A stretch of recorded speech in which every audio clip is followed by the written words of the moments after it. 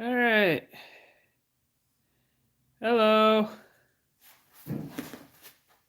All right, give me a second, guys.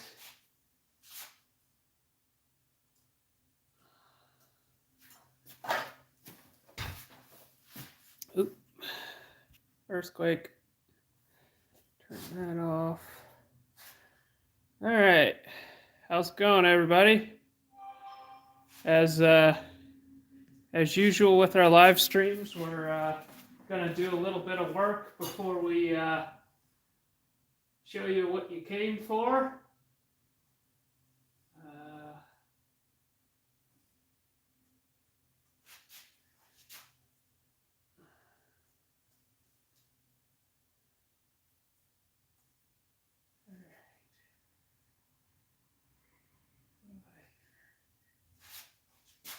Okay, can you guys hear me? Let me see if I'm getting audio. All right. Yep, good. Okay. All right. Cool. All right. Let me zoom in so that I can see the chat. Come on, zoom in. There you go. All the way. Okay, scroll down. All right. All right, we got Lunchbox. We got Clint Street Machines. We got Richard Dowden, or Doden. I forget how to pronounce your name. You told us one time. Kevin Brock. 2JZ fanboys get hurt real bad when I tell them what the Vortec 4.2 is a better motor. I don't know if I'd go that far, but I'm getting hand cramps. Okay. All right, I gotta weld this thing real quick. We're welding the sway bar into the car.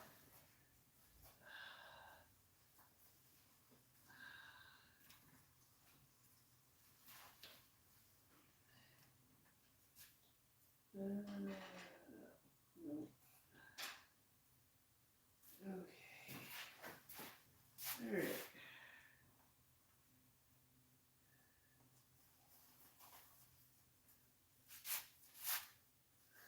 Yeah, 2JZ fanboys get butthurt about everything. So, here you go.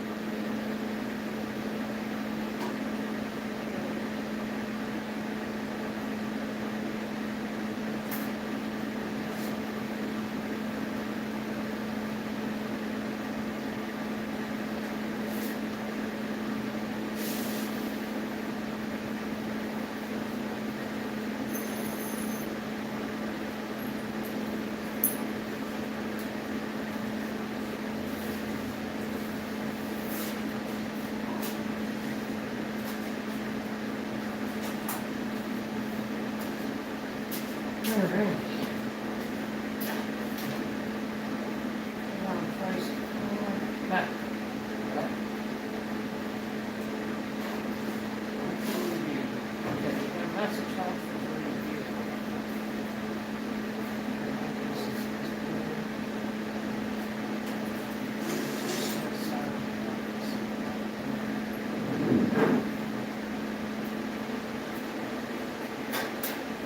Yes, they are.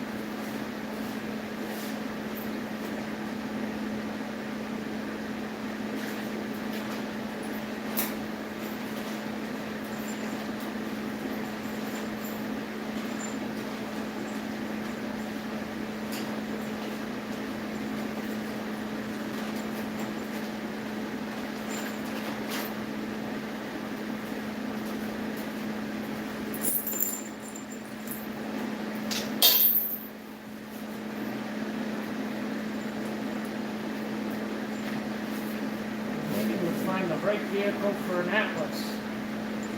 But you're 100% right. Oop. This is...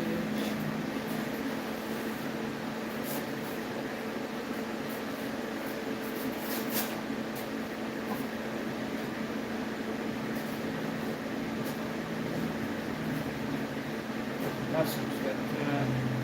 It's hidden. Okay.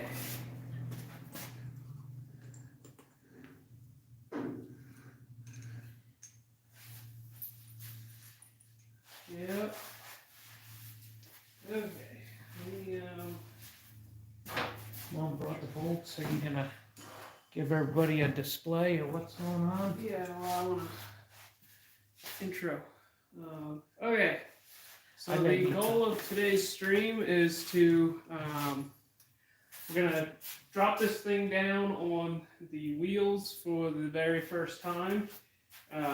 Well, first time with the totally reworked suspension.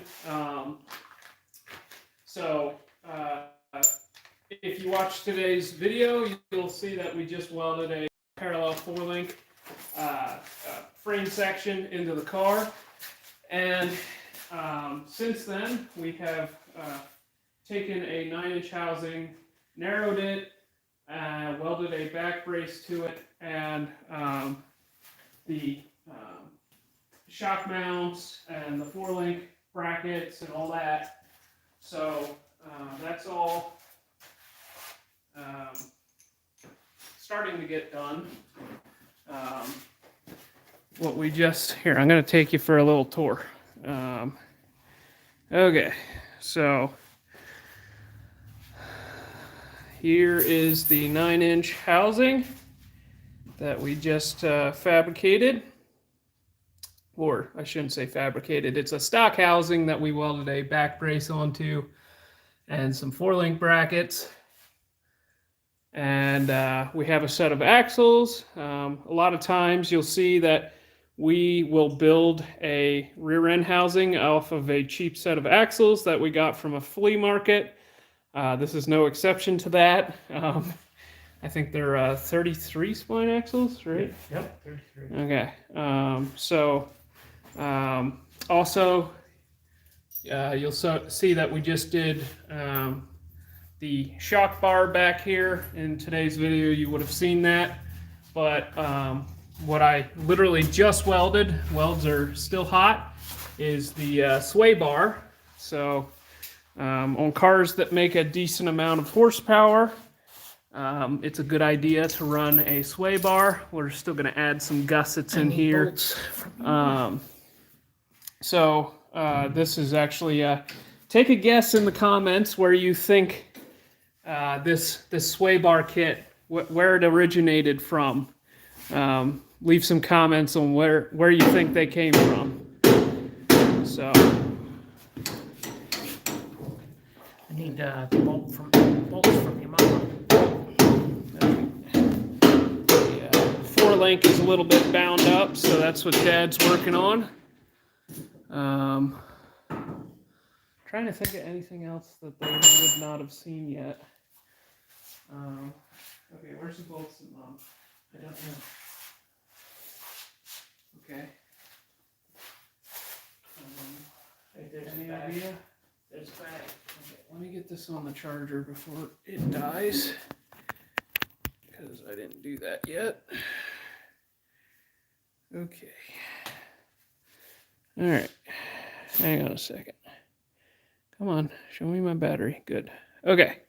Just want to make sure the camera was charging, because that kind of is essential to you know, the whole live stream thing. So. All right. Mom just went on a bolt run for us. Okay. Let me see if there's.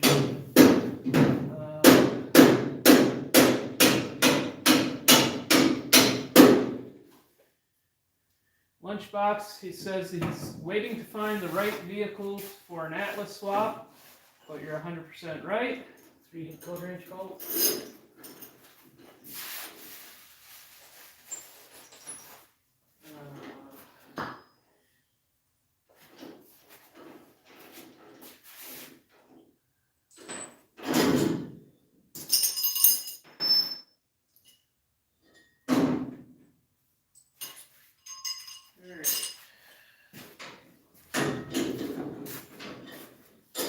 Illinois boy says swap it into a 4th gen Camaro.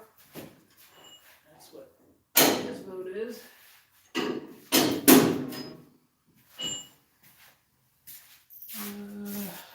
Yeah, Cooper Baghetti has a 2JZ 4th gen. It only makes sense to do a 4.2 swap. Okay. Oh, what's the nuts? That must be in the bag.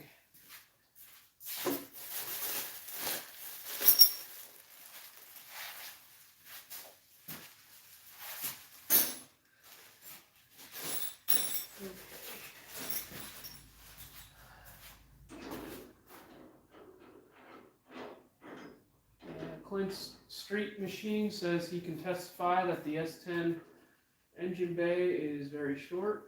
Oh, come Yep, I'm sure my dad would agree with that. on. Screwdriver and something to drive this on with. Yeah.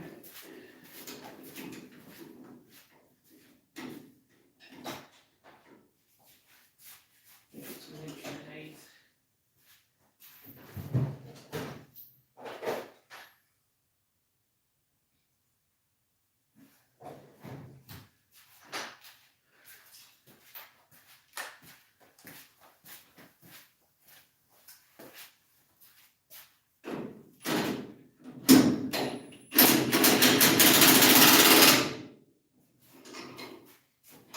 Track locator. Oh. Okay.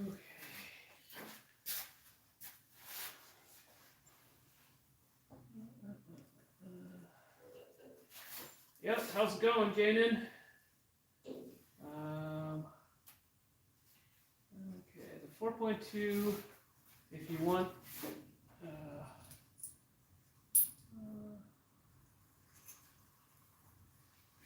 that's fine.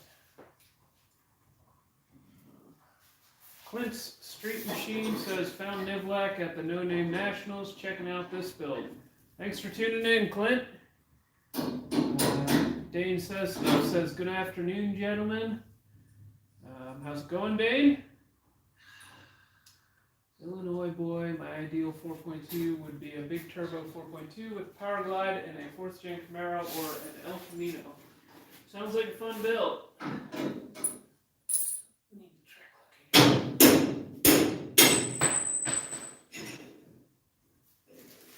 That might be the right one. Let's just put it where it is.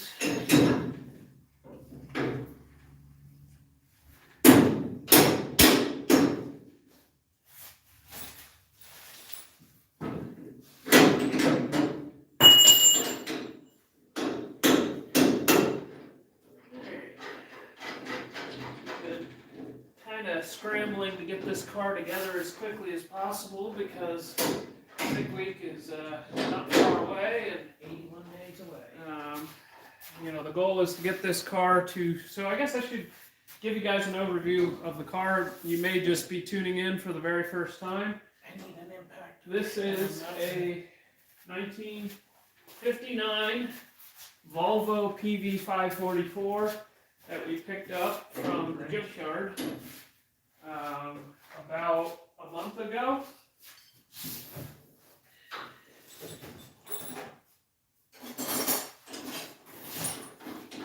And yep, we picked it up on October 11th. That's 1022 on the side of the car means. And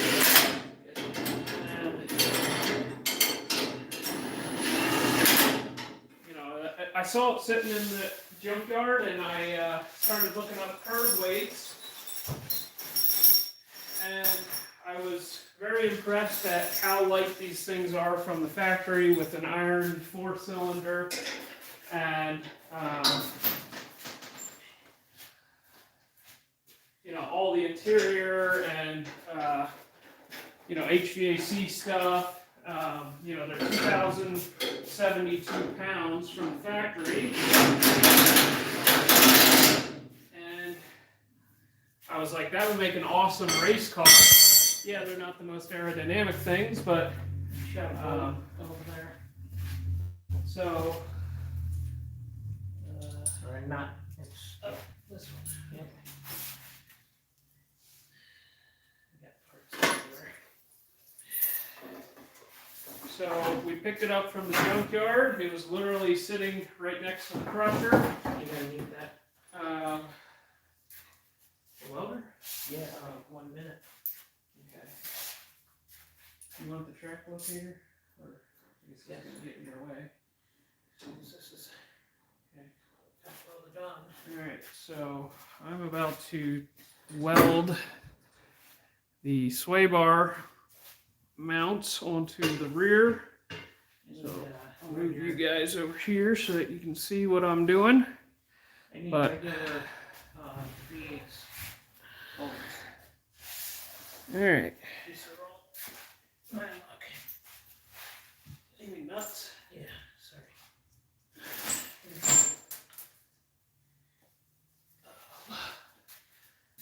Okay, so yeah, once I saw it sitting there in the junkyard and I saw how light these things are, I was like, this would make a really good drag and drive car, because you just have to find a class that doesn't have a weight limitation, and you don't have to put a lot of fiberglass on the thing because it's already lightweight. You know, they put restrictions on, you know, has to have stock floors and stuff like that. So, I bought the thing, and we're putting a 25.3 650 cert roll cage in the thing. That's about 75% done. Obviously, you can see the 9-inch that we're putting in the back. And we're putting a 4200 in the front, which I can show you a little bit later. And the goal is to go, we're definitely going to get into the 7s. I doubt we'll ever get into the 6s with the car, but for 5 extra pounds and a few bars, it made sense to go for the 650 cert. So, where's everybody from? That's something we always ask on our live streams. I can guess the Illinois boy is probably from Illinois.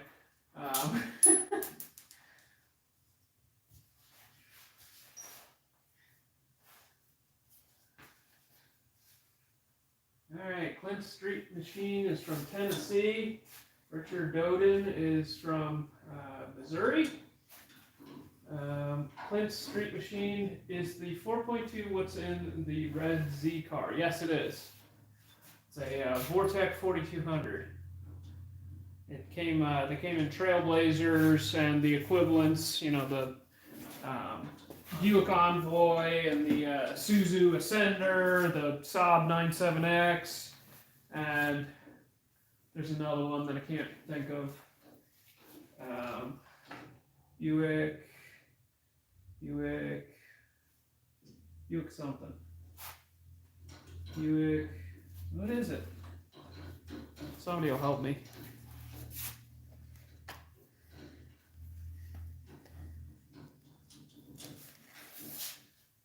Alright. And I need a tape measure. We got Brandon Harris from Oklahoma. We got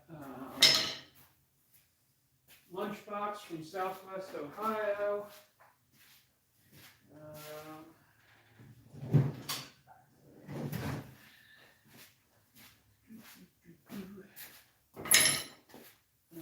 Alright, can anybody help me find the tape measure? There it is.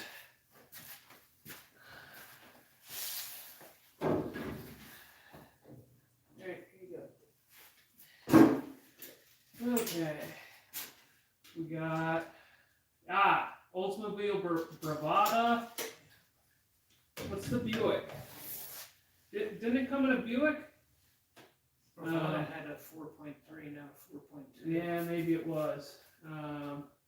We got Deep and Hawk from Ocala, Florida. Need to tack this. Brandon Harris from Tulsa, Oklahoma. I think I said that one already.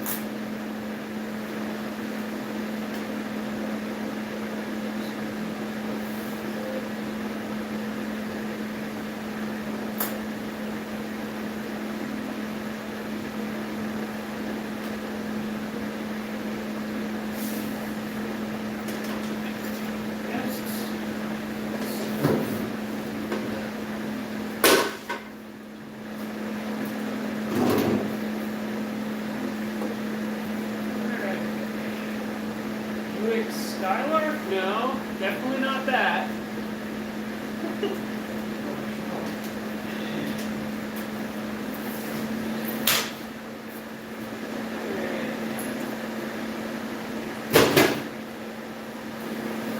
Buick Rainier. I knew it. I knew there was a Buick. That's what it was. Thank you.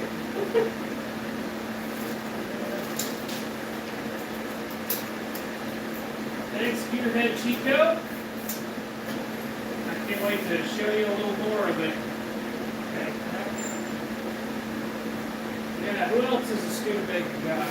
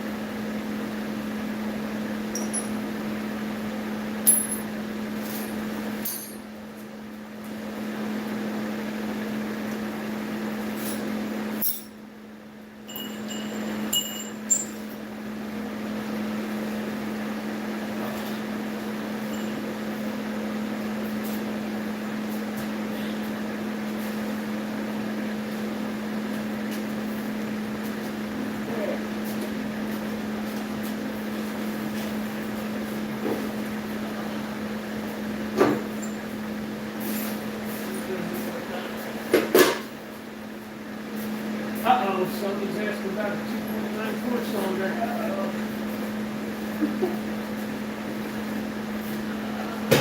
About the one that was showed a while back. Yeah.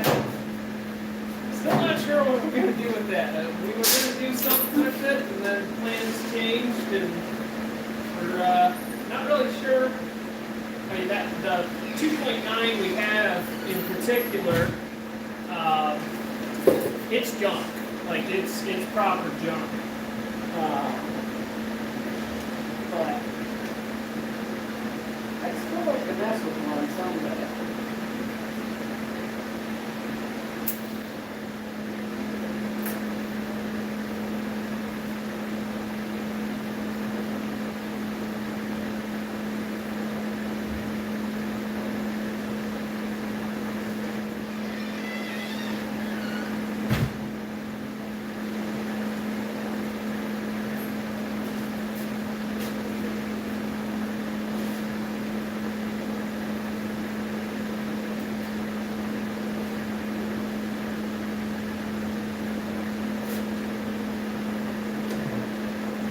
That needs the inside well. And I need this inside well.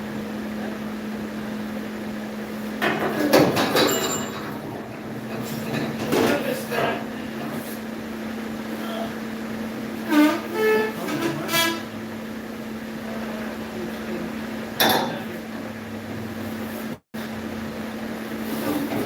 Okay, you notice we only welded the one tab on of the car, and that's so that we can 100% weld the tab, and then we'll weld the secondary tab. And unfortunately, I won't be able to get 100% of that tab. But yeah, that's how we normally do stuff. If it's something that's, you know, double shear like this, we'll weld the one side 100% everywhere we can, and then the other side we'll get as much as we can.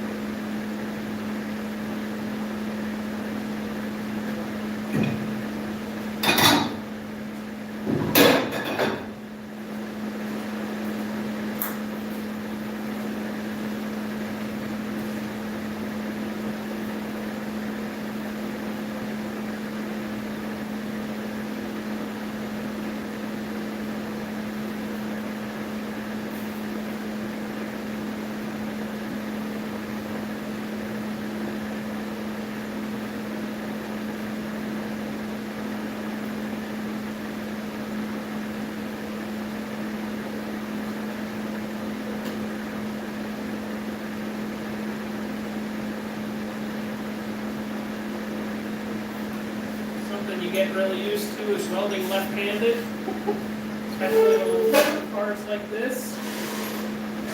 Normally I hold the torch with my right hand and the fill rod with my left hand, and I've gotten pretty decent at switching hands and doing all that welding stuff.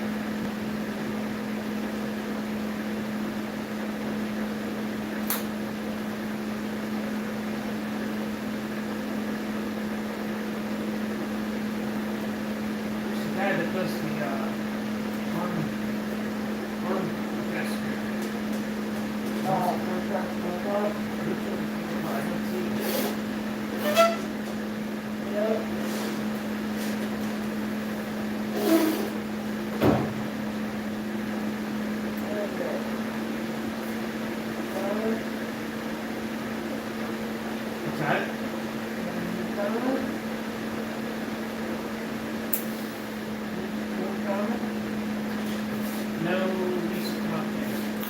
Alright, the bars.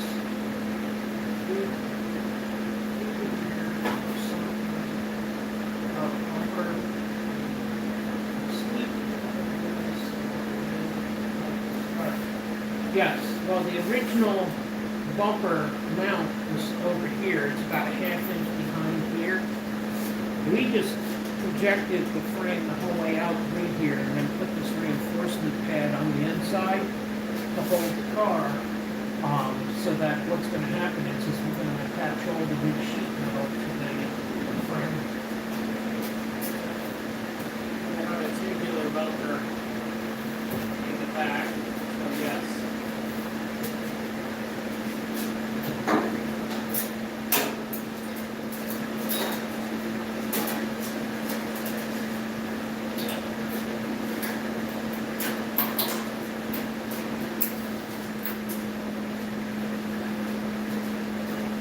Before this got put onto the car, we actually coked it out. So this is going to come across here, and then the parachute mount will be here, and we'll have triangulation going back to this bar, so that we have this big truss work that keeps everything stiff back here, so that when the parachute pulls, it doesn't bend the car up. That'll just come around here.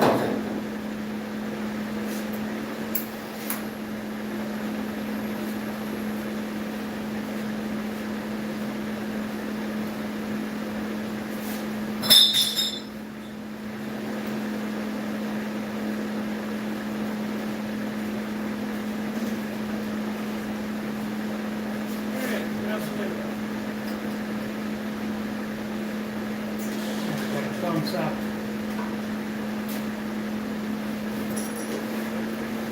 Alright, I think that's it.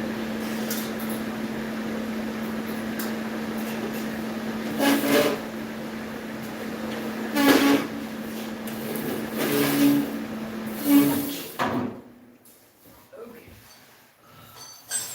I burnt myself real good. Track locator. I'll get it.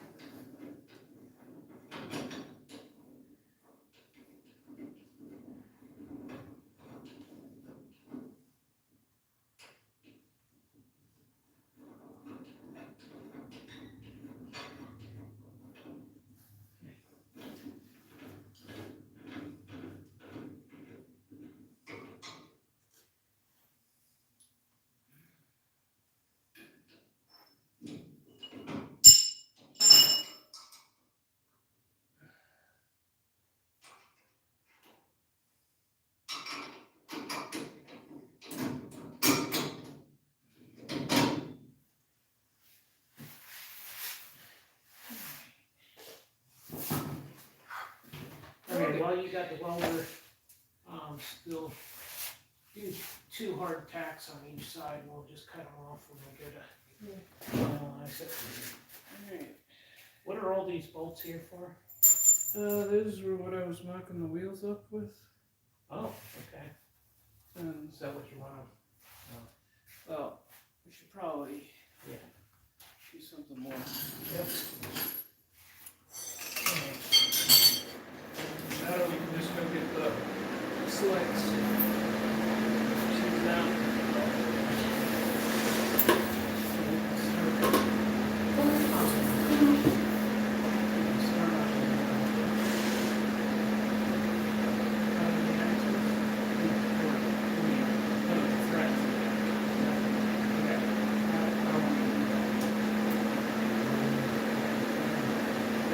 One thread at a time. Yeah, but I keep it square.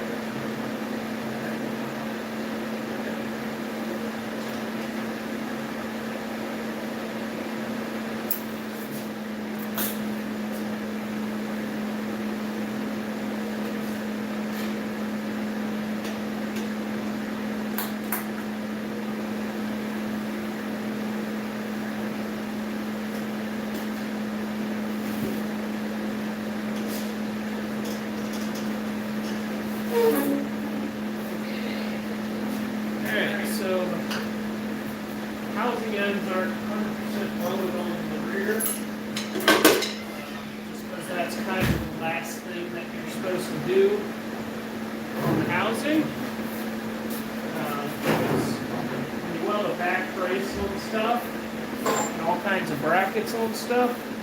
We can tend to move around, but just for mock-up, so that we can get this thing into a roller and take pretty pictures of it. We're just going to throw a few more tacks over the end.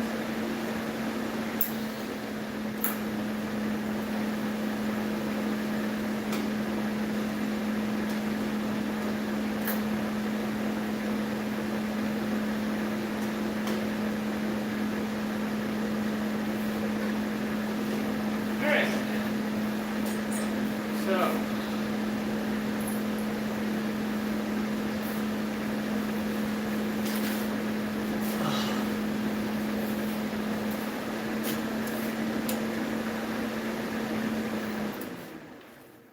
I'm very jealous of all you guys that are in Florida right now.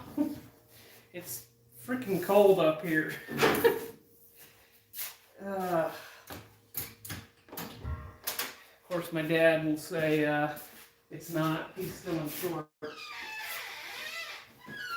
Do we have any half-inch lug nuts?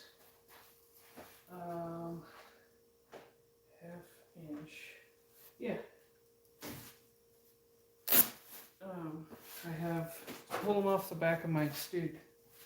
Oh, I'm talking something plain, not. You want like a 1-inch nut, plug nut? If we got one, Yeah, that would work. Up here, there's some.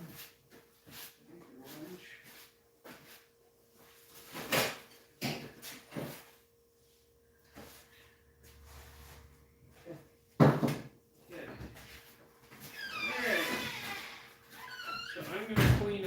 I know this is something we normally don't do on these live streams. I'm going to clean up. Okay. David Bruce says thumbs up. Thanks. All right, I'm going to move you guys back over here real quick. Okay. And then I'll probably show you around a little bit. Okay. All right. Music says, what are the tire plans? In the video today, y'all mentioned something about small tires under it. Are you planning on keeping it small tire or going big tire? The car is set up. The most amount of tire we can fit under this thing is probably a 28-10-5. So yes, we're going to keep it small tire. I don't really think we'll need anything bigger than that ever in the future. All the classes that I'd like to participate with this car,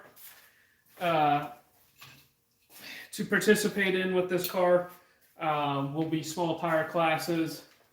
So. Yes, it's probably going to go to sick week with a drag radial, and that will either be a 255 or a 275 drag radial. The tires that I have here, I don't know if you can see this, they are 255 drag radials, and that's what we showed in the video. Loco 16 says, I guess we're dead in the water. Why? We don't have any lugs. They're over here. The ones that I pulled off the axle. Yeah.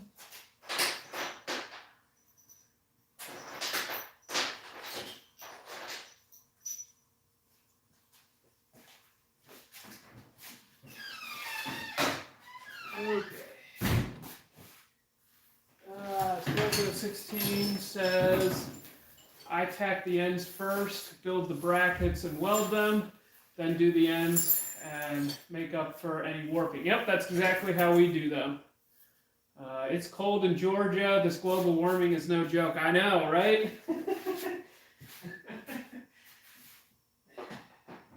Yeah, it's like 34 today, degrees Fahrenheit. So whatever that is in Celsius. I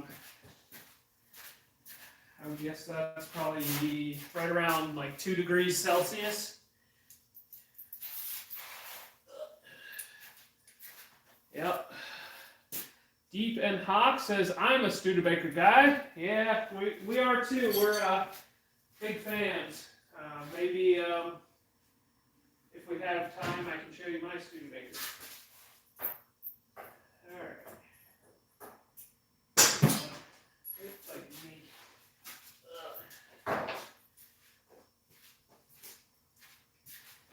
okay.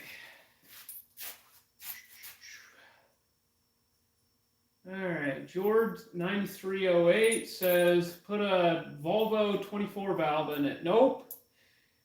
Vortec 4200, swap the world.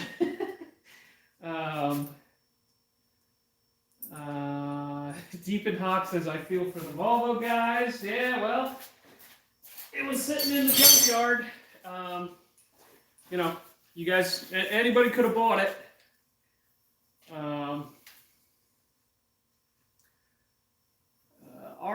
RLRS Swanson, or no, I guess RLR Swanson. He's responding to, yeah, anything bigger than a 28-10-5. Yeah, you're right. You'd have to really go at this thing with the cutting wheel, because I mean, a lot of the ones that you see that have really big tires on them, like the Volvo 544s, they actually they like take the rear fender and they come up like this to give them room, and I really hate the way that looks. So I wanted to keep the stock wheel well, you know, widened of course, and be able to get the tire that I wanted to under it.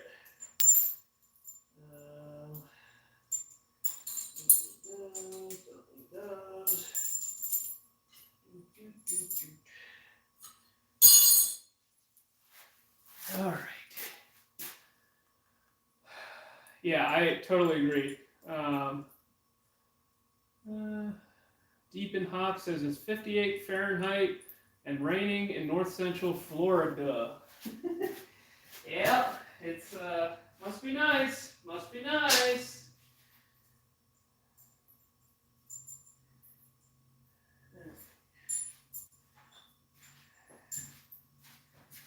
But you don't get the kind of DA that we do up here come fall, and that's why most of the quickest quarter miles are, you know, a lot of them are set up here in Yankee Doodle land.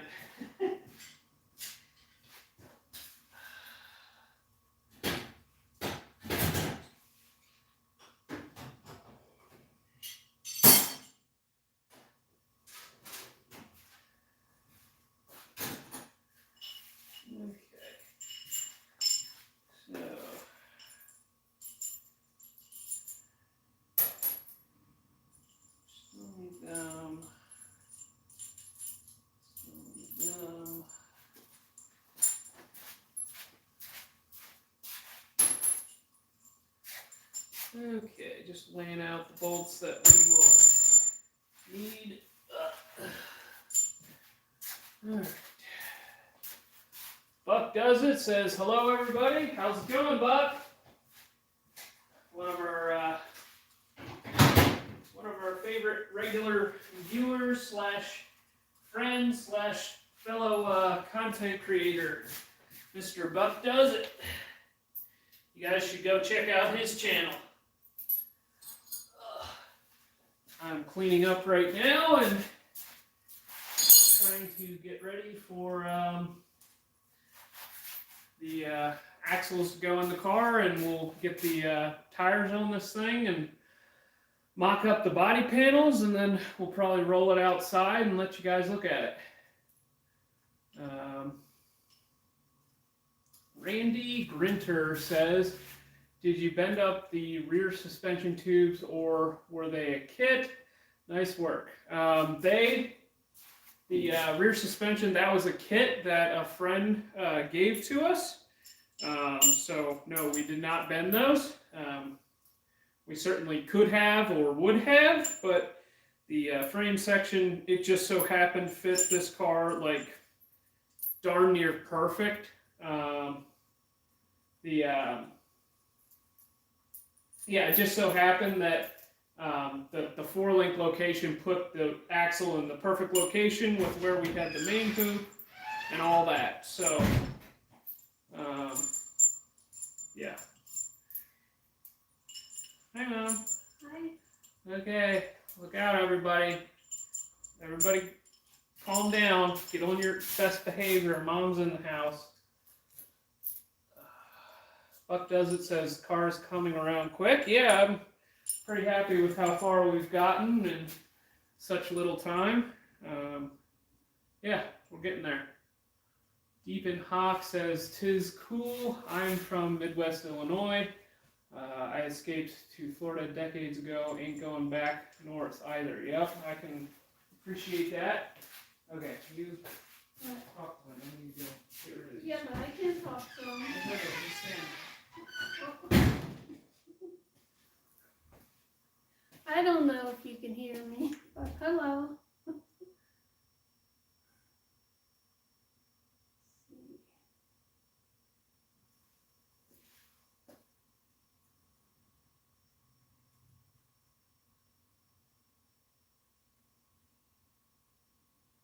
So deep in Hawk says, "Oh, Mom's in charge a little bit."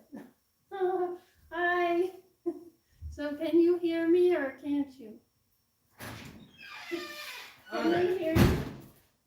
Yes, they can hear you. Oh, I don't have a microphone this Oh, I time. thought you had a microphone because the last time I was talking and you couldn't hear me because both of them went outside with the microphone. Yeah, this time I'm just casting from my phone.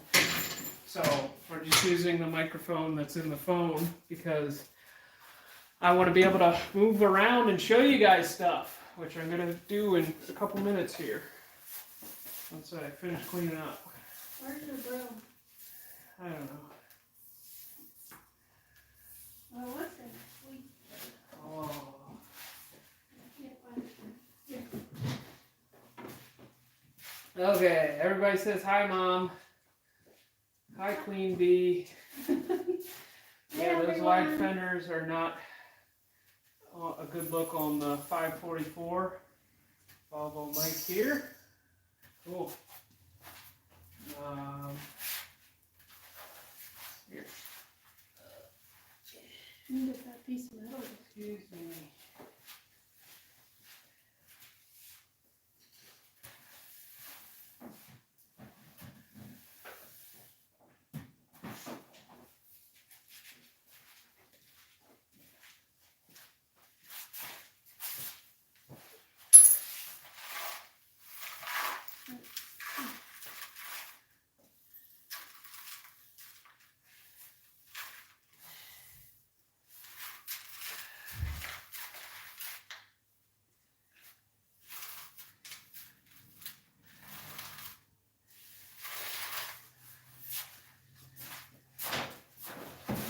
Okay.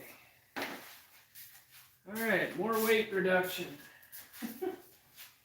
Yeah. Okay. So what are we doing today? So I'm getting the axles into the housing, and then we're going to put the wheels on it, and then we're going to drop it on the ground, and then we're going to put all the fenders and body panels on the car, and we're going to roll it outside, and we're going to look at it and go, ooh, ah, and everybody's going to do it with us, right? And, yeah, it's going to get our first glimpse of what this thing's going to look like when it's done.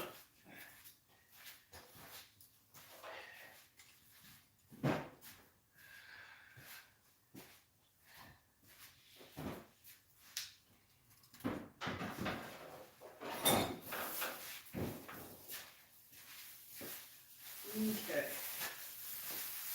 There.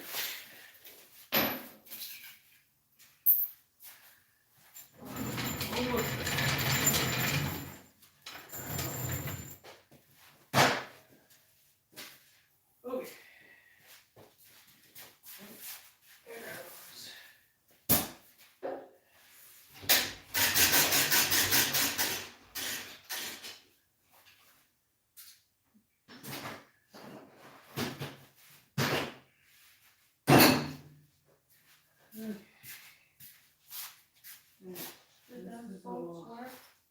More Yes. that? Yes, they did. Good. Okay.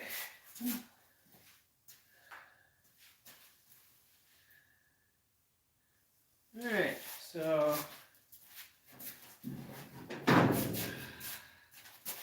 let's clean this area out.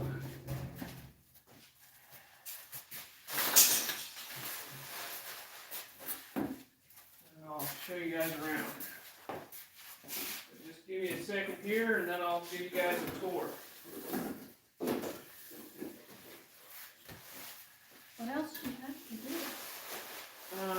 Dad just has to finish tapping the axles for the wheel studs, and then he has to trim them off. Oh, I hear him. Yep, he might be getting close.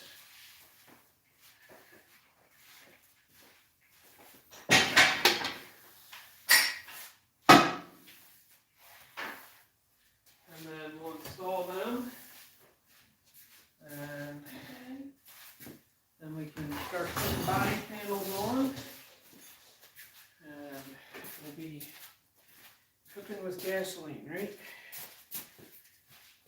Right, Mom? Yeah. Okay. Jord 9308, what do you think the final weight will be? I'm really hoping that between installing a all aluminum engine and removing all of the creature comforts, you know, the heating, air conditioning, and, you know, removing the rear seats, installing lightweight front seats, and all other various lightweighting. Then, of course, we've added a bunch of weight in the cage. So I hope between all that, it comes right around back to where the factory weight is. So if we could get to 2,072 pounds without driver, anywhere close to that, I'd be absolutely thrilled with that. I'm gonna guess. I'm always I'm always disappointed. It seems when it comes to the weight on the car. So I fully expect 2,400 to be the final weight, but if it is less than that, I'm going to be very, very happy. But I wouldn't see why it wouldn't weigh, you know, 2,400 or less. But, you know, obviously the lighter, every 100 pounds that you lose is like 70 horsepower less that you have to make. So the lighter that we make it, the less horsepower we have to make, and therefore, you know, our engines have been holding up, but our transmissions have not. And the easier we can make it on the transmissions, the you know, the faster we can go without breaking them.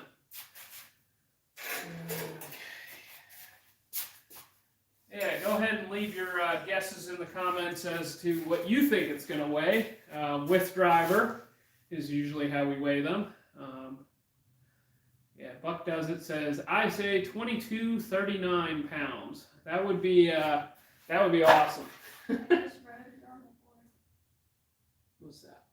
The 223. Okay.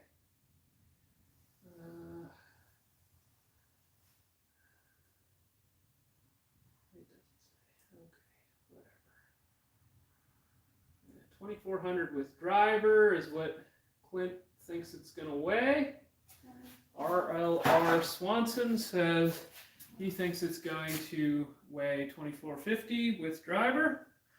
That would be cool too, but I'd really like to be under 2,400, especially as a street car. You know, with all the lights and that sort of thing. That would be extremely impressive. Okay.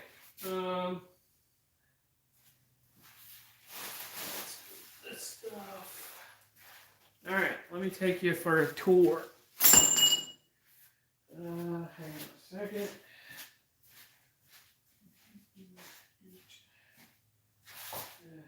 put that over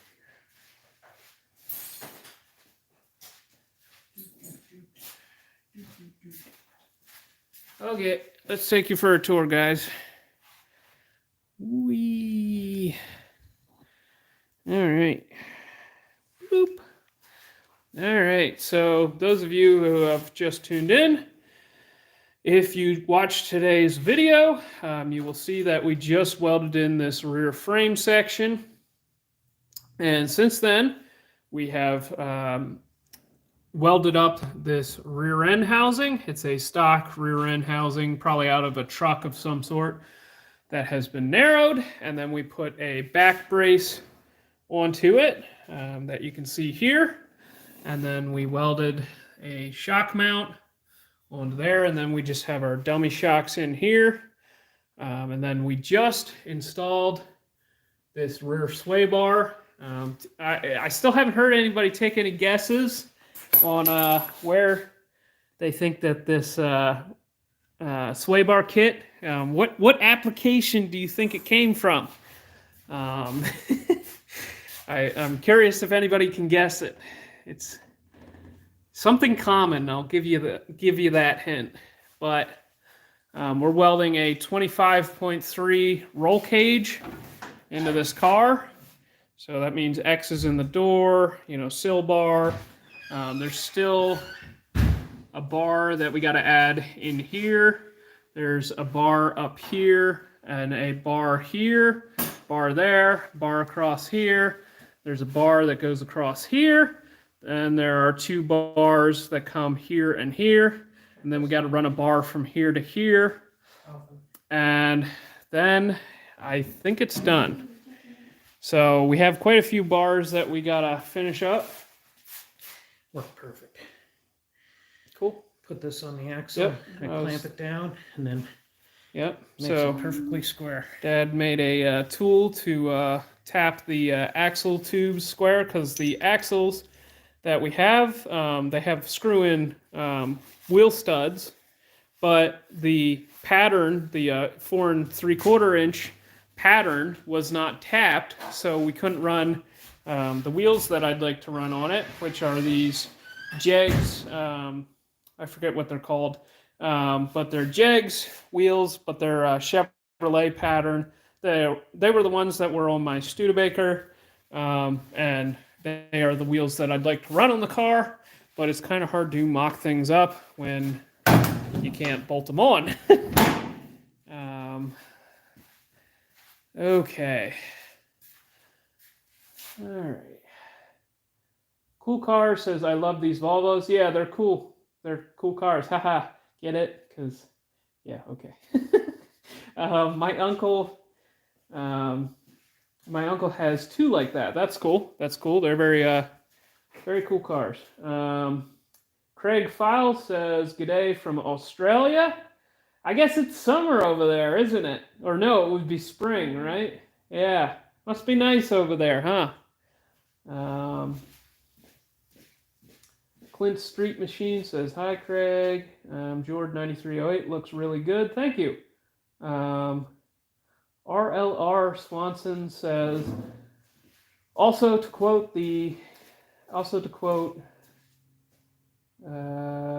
somebody, I can't pronounce that name, Yangui Malmsteen.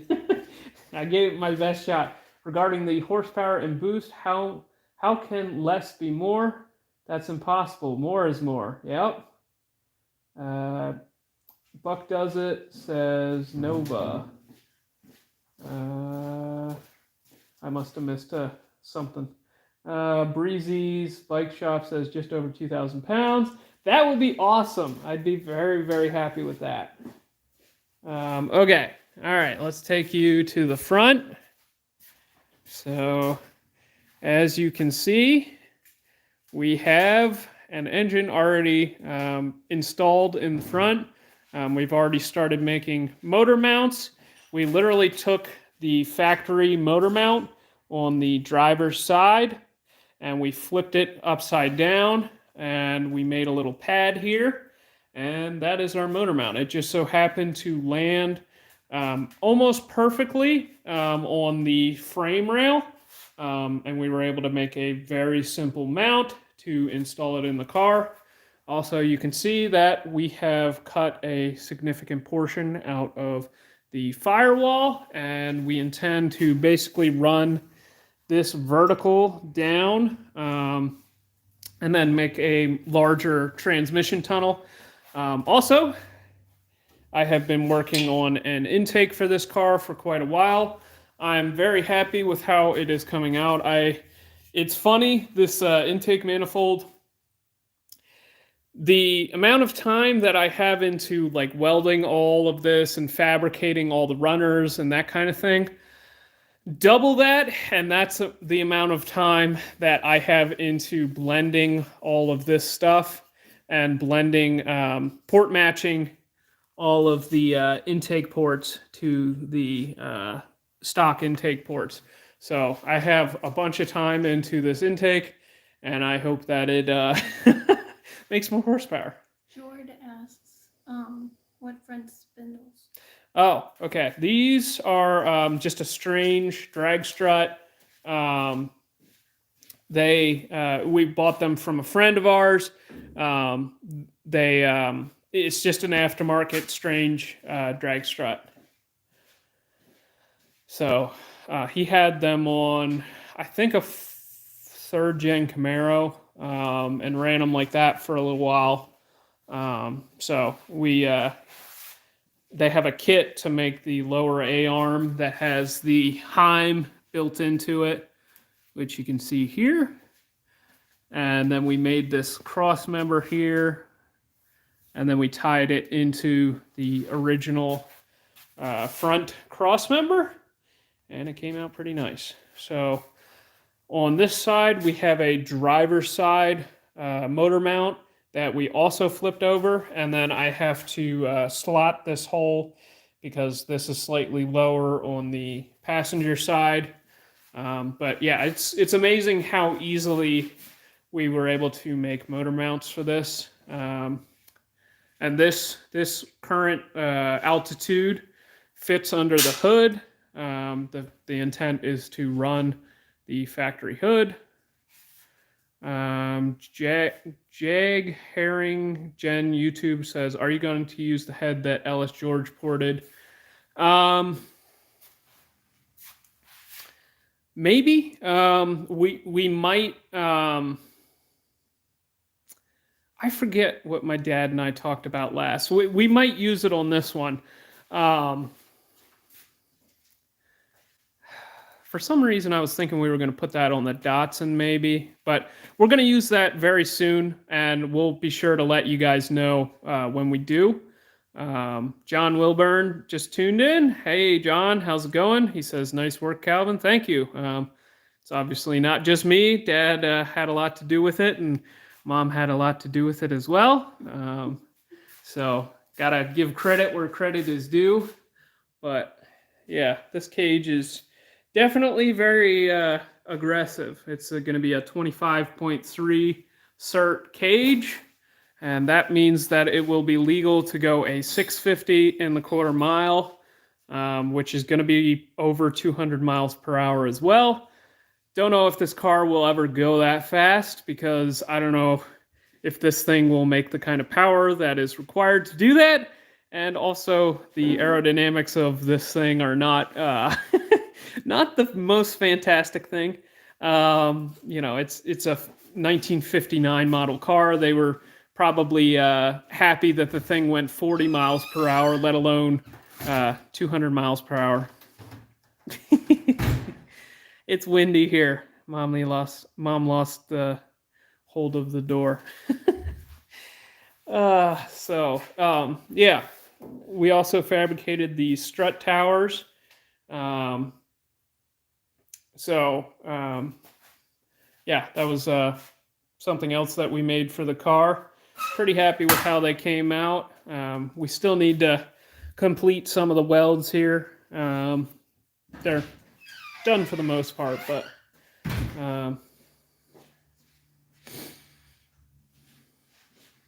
yeah, something that I really think is cool on this car is the hood release. It's just this lever that you literally you just pull that from inside the car, and that's how the hood release is in this car. There's like no cable or anything like that. Like that's the hood release. All right, and then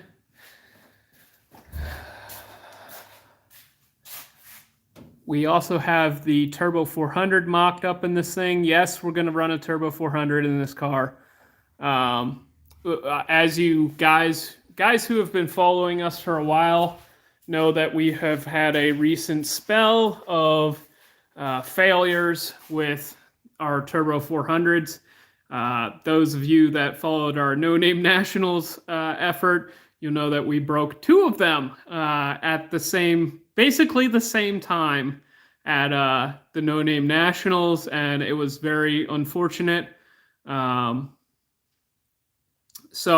But we're going to give it another shot in this car. But on this car, we're going to install a foot brake Turbo 400 instead of a trans brake Turbo 400. So it'll be a forward pattern Turbo 400. And I'm hoping that will last sooner. We've never had an issue with a forward pattern Turbo 400. We've never really had issues with the reverse pattern ones either, but and then at the flea market a few weeks ago, we picked one of these fancy things up, and it just so happens that it's a forward pattern, so it's probably why the guy couldn't sell it, but we'll install that guy into the car, and then we'll be one of the we'll at least look the part. So, yep. So that's the idea there. And part of the cage spec for a 25.3, so you have a bar that comes across here on the floor. Normally, they say you have to run that the whole way across the car, but they allow you to make it in 3 sections. So we are going to actually set it back, which is allowed by the rules. You can set it back up to 16 inches from this point to this point, and that will actually double as our transmission cross member. And the idea there is to, 1, make it so that you can pull the transmission out of the car easier without having a stupid bar here, and 2, it makes it lighter. So that'll all be tied together. And then the bars that come forward here on the floor, we want to actually tie them into the floor up here, and try to unitize the front and rear section of the car. As you can see, the front frame rails are in that general area, and we want to just tie the whole car together. Yeah. So if you guys, I actually was thinking about making a video about this. If you guys are considering putting this level of cage in your car, it's actually, say you were, I'm going to put a 25.5, which is a 750 ET cage in my car. Well, I would strongly urge you to just go the extra mile and go for a 650 cert, because literally you have to add 2 gussets here. Depending on how this is configured, if you have a split in your A-pillar bar, you actually have to put more gussets here, but we won't go into that. So you have to add 2 gussets here, a second bar in your roof, with the second bar here, and then a few gussets in your roof. And then it certifies for a 650 certification. So I would strongly urge, that's a total of like 5 pounds. I think it's actually less than 5 pounds. And then you can have a 650 cert, because it's a lot of work to put in a cage. And if you ever think that there's any possibility that you may want to go faster with the car someday, I would strongly urge you to put a 650 cert into it, because it's really not that much extra effort or weight. So just a little tip on that. I'd like to do a video on how the chassis cert stuff works at some point, but you know, that's going to take a fair amount of effort, and maybe later in the year. John Wilburn says, don't know if it will ever go that fast. The fact there's any doubt means it will be crazy fast. Yeah, I guess anytime you hear like a no prep guy like, oh yeah, it's you know, they're downplaying how fast the thing is. That's when you know how it's going to be a lot faster than expected. Okay. Lucas Lorette says, what's the goal ET with the car? I'd really like to see the thing go 7s in the quarter mile at you know, 170-ish miles per hour. So yeah, that would be my goal. I mean, honestly, that's plenty fast for me. You know, if we ever participate in the modified class at Drag Week or that kind of thing, we're going to need to go faster than that to be competitive. But yeah, for the first go around, that's going to be plenty fast. And the goal for taking it to Sick Week is going to be going 7s, and we want to participate in the Sick Week Freaks class, which is a class that is basically centered around guys that are running 6 cylinders, 4 cylinders, rotaries, or what have you. So non-V8s, essentially. Sorry, I'm pacing around the car because I'm looking for my little tripod, there we go. Okay, so I'm going to work up here in front of the car for a few minutes because I just realized I got to put the springs in the struts here. So I'm just going to sit you guys right there. Oh, you can just sit there. That's pretty cool. Yep. Except you have stuff in front of it.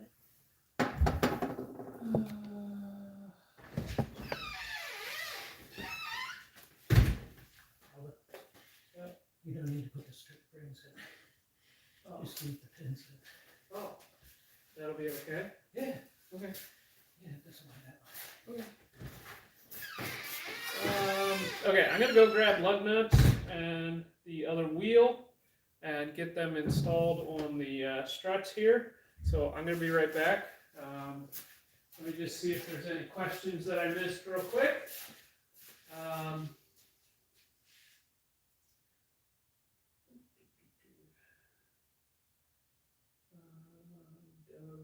Guyver. Dang, over an hour late to the show. Oh well, I'm lagging behind. You fellers, it's all good. We haven't gotten to the good part of the show. We're hoping to drop this thing onto the wheels for the very first time. Well, onto, I should say onto the wheels for the first time. It's the first time with the new suspension and all the modifications that we've made to it.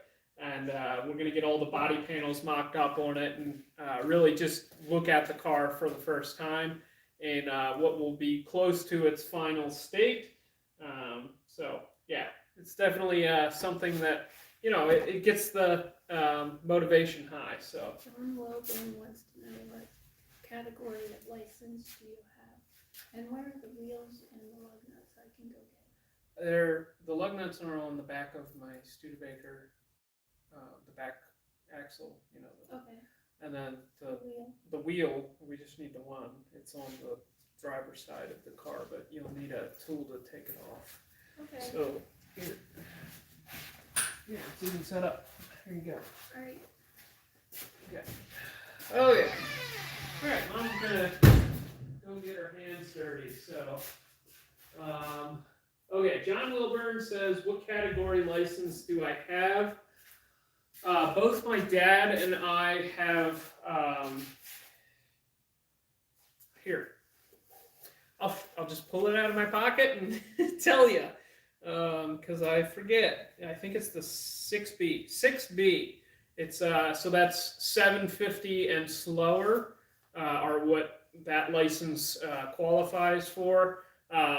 Obviously, if we go faster than that, we'll have to upgrade our license. So that's yeah, we got a 6B. John Wilburn says 4B. Nope, it's 6B. Yeah.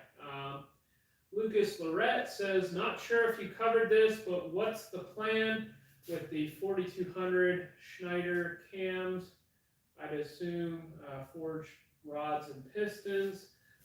Yep, so the reason I keep walking back here is because I have the chat up here on the computer back here, so just in case you guys are wondering why I keep walking back and forth. Yes, so the plans for this guy are we will install some forged rods and pistons. Those who have not been following for the entire series, we have gotten 824 horsepower out of one of these engines with stock rods and stock pistons, stock crank as well, stock head with some Schneider Racing reground cams. Their most aggressive grind, and that's about what we've gotten out of stock bottom end. Not saying you can't get more. We had a little bit of an oopsie, made 40 pounds on the pool just before 2 pulls before it blew up. So we don't know if that pool started to yield the rods, and then the subsequent 30-pound pulls finished it off. But that was the most we were able to get out of it. So I'd like to see this car make close to 1,000 wheel horsepower at some point. So, you know, take a 2,300 pound car, 2,400 pound car, add 1,000 horsepower.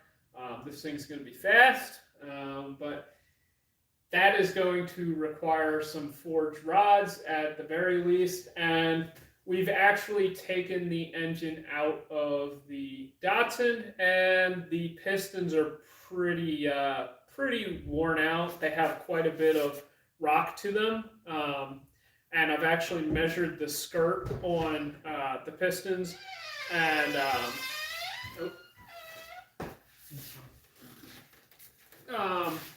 yeah, we've actually started to collapse the factory pistons. They have I think it was 11 thousandths of these are from the front. Yeah. We need the ones from the back. Oh, don't you need them for No, here? these are metric. We're only going to install a couple. We're only going to put like 2 on here. But Should I those put go. these back Yeah, on? just throw them in the passenger seat. Where are the other ones? They're on the back of the car, on the lugs. Oh, okay. Yeah. Gotcha. You need both sets. Yes. Okay, so yes, we've actually started to collapse the factory pistons at 867 horsepower. I think they were 11,000 smaller at the skirt, so they're definitely hanging on for dear life. So the plan is to put forged rods and forged pistons into this motor, Schneider reground cams, our cam install kit, and yeah, that's the plan for this one. So we'll probably run the early 12 counterweight crank, a BHJ harmonic damper. Yeah, and that pretty much covers it. It'll have a ported head as well. Whether it's the one that George ported or the one that my dad ported I'm not sure yet. I can't remember what my dad and I discussed. Okay.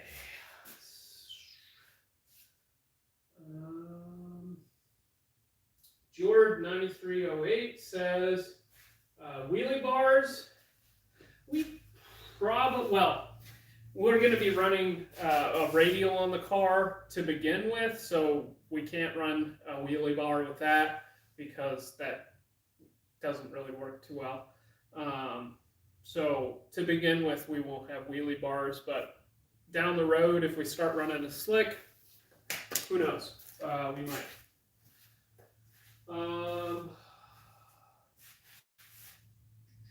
Lucas, Lorette, have you ever considered a dry sump? We have definitely considered a dry sump. So on my station wagon with a wet sump, we have not seen any issues with oil. It's always made 90, well, I think the lowest I've ever seen was like 85 pounds of oil pressure going down the track. So it definitely has no trouble making oil pressure. And, on the coast down, after you shut it down, no problems there. You got all 10? Yeah. Okay, good. Thanks, Mom. So we haven't really seen a need for a dry sump at this point. But on this car, we are probably going to run a AccuSump. If you guys have never been to an event called World Cup, the World Cup Finals at Ameri-Barra down in Maryland, we recently attended it, our second time attending the event, and one of the things that we noticed was just about every car there that was still running a wet sump seemed to have an AccuSump. So I think oil starvation issues are on the horizon. Yeah, that's good. Yeah, on the backs we'll put through. So yeah, we'll probably put an AccuSump on it. Yeah, probably on the Datsun.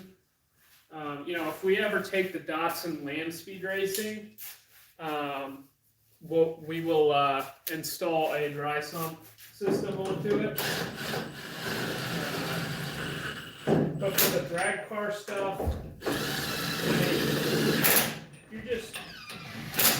you're on it for such a short period of time.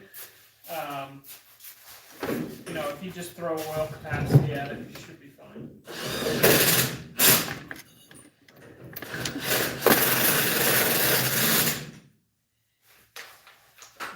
This is the chunky one. Yes. Hey, take out.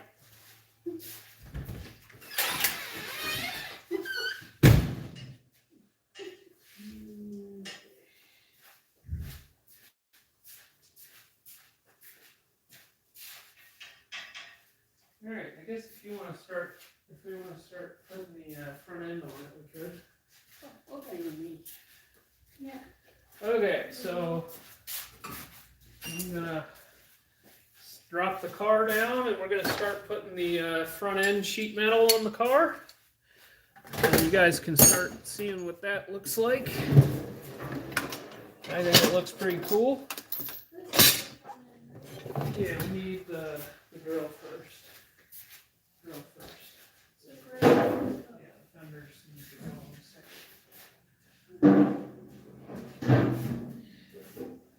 Got it?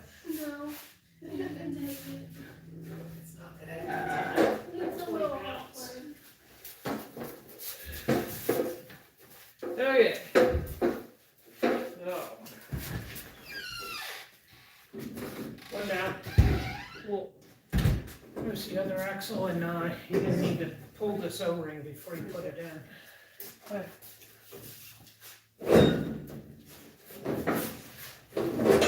Where are the bolts then? We got these bolts.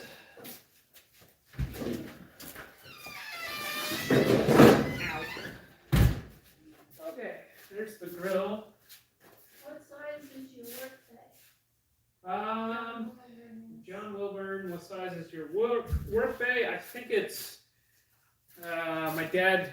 As you know, my dad is a numbers guy. He would know exactly, but I think it's like 24 foot this way and like 18 feet this way, something like that. It's definitely on the smaller side for what most people have as their work bays. Most people do a 40 by 80 or whatever. But the difference is we have a bunch of buildings, so that definitely helps. Alright, we're going vice grip garage style with hold the thing on with vice grips. Just please. Okay.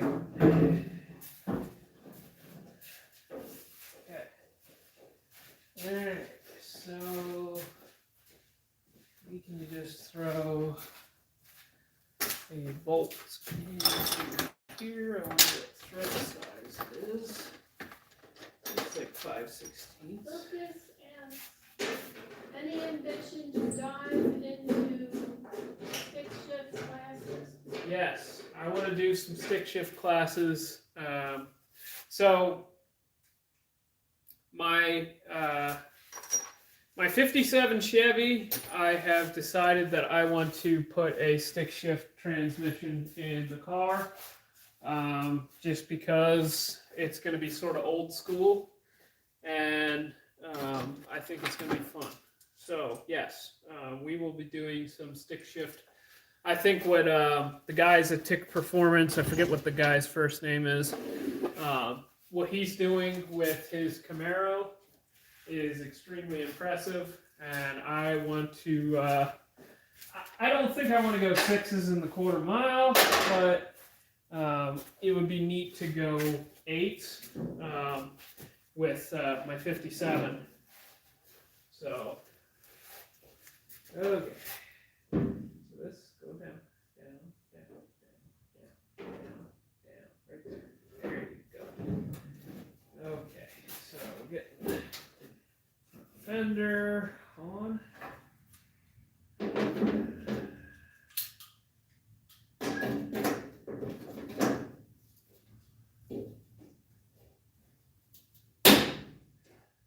No.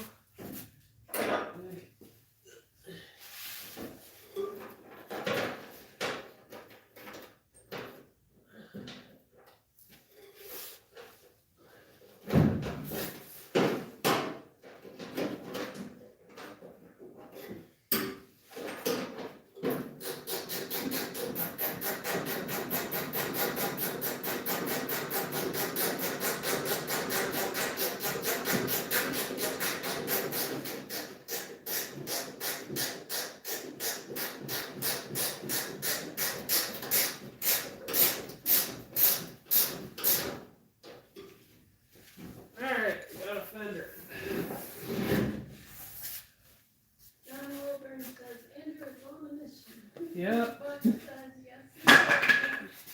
And John Wilburn says that they look huge with that car.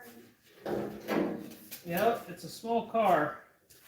But we also got a fisheye effect to the camera, so that's going to artificially make things look a little larger. It's big enough. Yep, it does the job. Just with our housing regulations around here, we, can't put up a gigantic building, so, Unless we want to jump through a lot of hoops. Yeah. This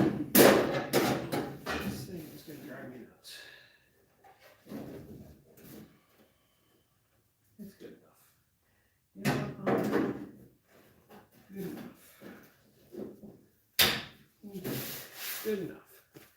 Probably better than the panel gaps that it came from the factory. You're just mocking it. I know. I go nuts. I gotta go get a bolt. I'll be right back.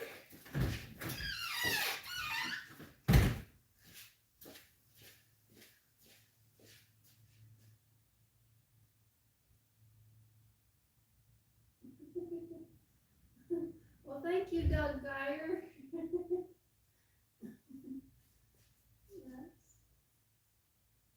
really nice.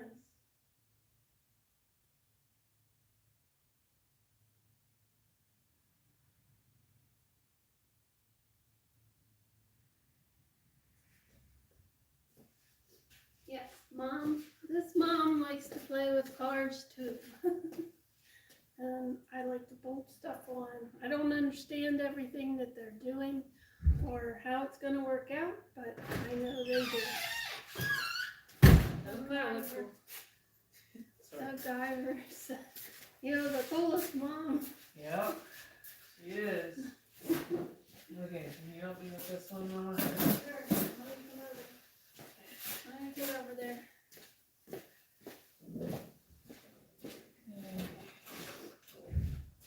Yeah, this morning, Calvin comes over to our house. Mother, do you really? He says, Mom, it's really cold in the house, in my house. It's like only like 59 degrees and everything. He says his cat was trying to keep him warm. Yep, she was snuggling. She was snuggling Calvin, and he says, oh, it was really cold last night. So we were like, well, you have all the heaters on and everything? He's like, yep. So after a while, they came out to the garage, and I went in his house, and the two heaters, they're electric heaters, like one on one floor and one on the other floor. Actually, I looked at the filters, what are they called? The filters. Yeah, the filters that are in the heating unit, and there was a lot of dirt all over it. So I pulled one out, and all of a sudden a bunch of hot air came through. So I cleaned both the filters out, and now he has heat. They quickly went up to like 69 degrees. So I solved his problem, and hopefully he has a warm night tonight. Because it was really windy. It's really windy today, and it's cold.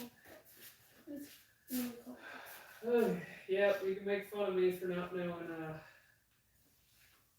not looking at the filters. I just, we're actually in the process of putting a natural gas heater in my house, and so I just figured it was not keeping up because it's not keeping up. We've talked about putting a natural gas heater in the house for a while because, from the beginning, even when the heaters were new, they didn't keep up. So, yeah. Mommy showed me. Okay.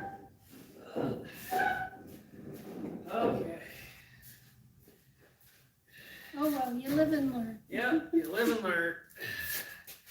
Okay, now we're going to put the hood on. You want to help? Sure. Okay. After making fun of me. That's what I'm here for.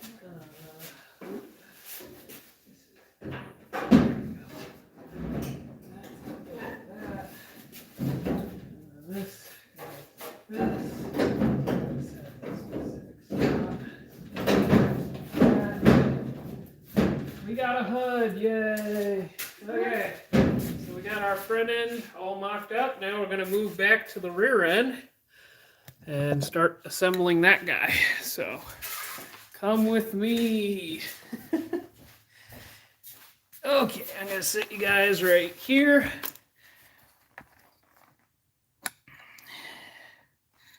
Like that. Okay.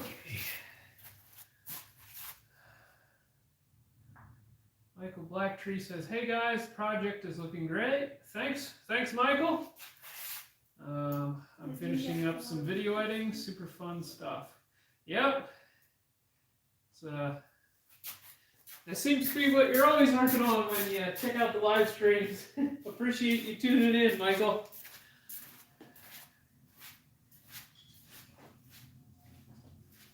Okay.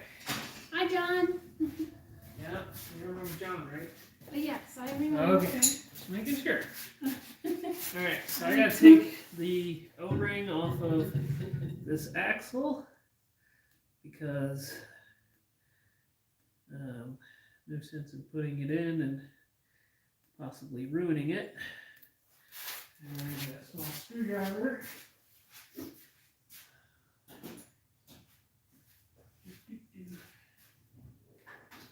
You need me to hold it to the floor.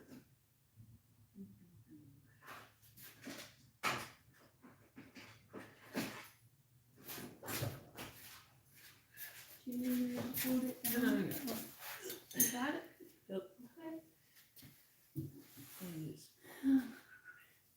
Real gentle, you don't want to cut it. Doot, doot, doot. Come here, buddy. No, don't do that. Come here. There you go. What part are you getting? The O-ring. Oh, the O-ring. Why would you be afraid to mess it up? Because. Okay. Okay, so the long axle goes on that side, I think. Well, you'll find out once you put it in. Yep. Yeah, it does fit. Yeah. Okay, got our axle in on this side. Yeah, that looks about right. Put our retainer tape on.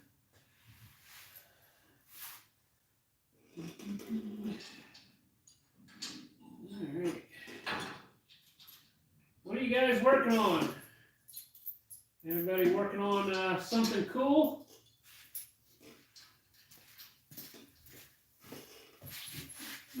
I'm gonna set the camera up a little higher. Okay. If you want to just hold it, you can. I was just gonna pull Put the this sleeve chair. in. Yeah. I'll throw it in. There. Making good progress. Okay. Okay. T-shirts, membership. Yep. Okay.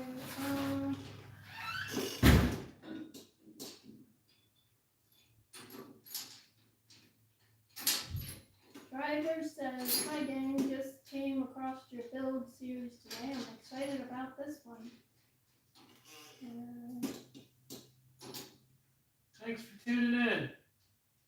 John Wilburn says, "I'm working on something ridiculous." Ah, So what is that? that's the What's best ridiculous? kind.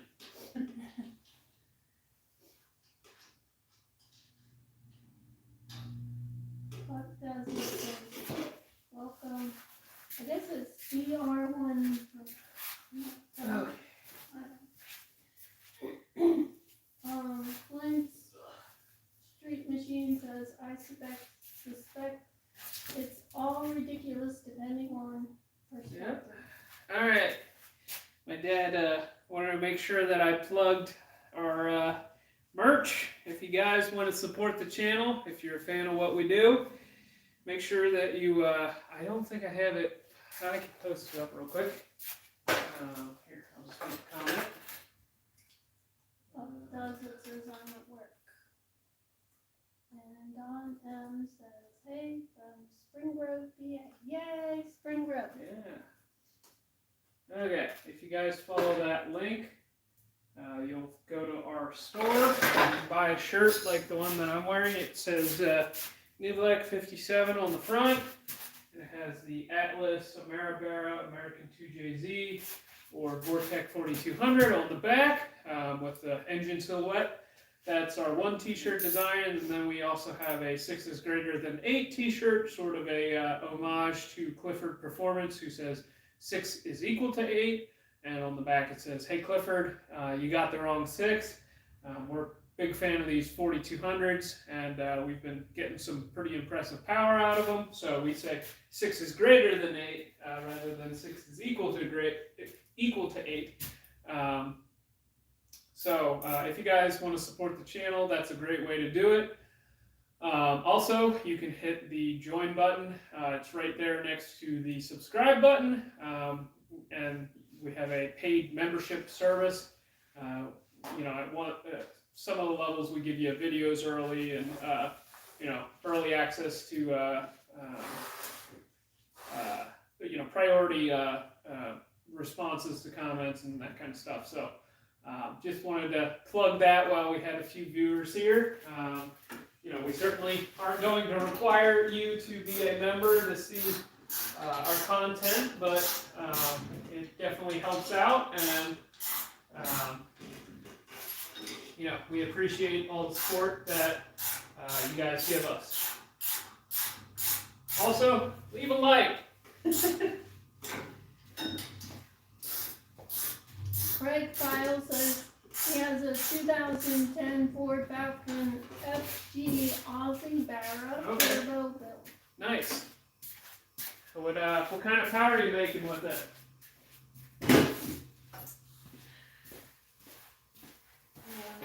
I guess we can.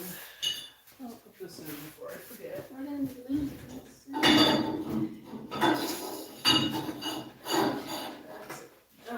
Excuse me. Alright, put the wheel on. So let's bring them over here so they can see what I'm doing. Okay. Lucas Lorette says, I watched the roll cage video you uploaded, very impressive. I'm designing a chassis for my college Baja SAE team in CAD, and it's hard work. To do it without CAD is just very impressive. Yeah, it's definitely, my dad has done quite a few cages in the past, so there's probably well over 100 cages of experience that have gone into making this cage. But personally, I'm not really a fan of doing just about anything in CAD. I mean, there's a few times where it's appropriate, where you like making a little tiny bracket or like a thermostat housing or something like that, where it makes sense, where you're going to want to have the thing machined, sent out and machined. So there's a few cases where I like CAD, but most of the time I'm more of a fan of CAD, meaning cardboard aided design, because I'd rather just make the part than draw a picture of it and then make the part. That's just my personal preference. But for cages, I could see where it could be valuable, where you're like doing the A-pillar bar and getting all your bends exactly right so they hug the chassis really tight. But then you need a 3D scanner, and it just opens up a can of worms of all these tools that you need. So yeah, I appreciate the guys that are willing to draw their car up in CAD and do all that crazy stuff, but personally I am not a fan of doing it for ourselves. No. I am drunk.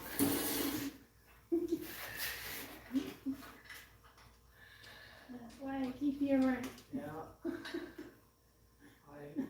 pick things up and I lift things up and put them down, or whatever that commercial.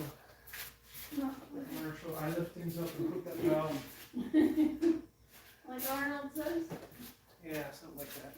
Something Arnold says. Okay.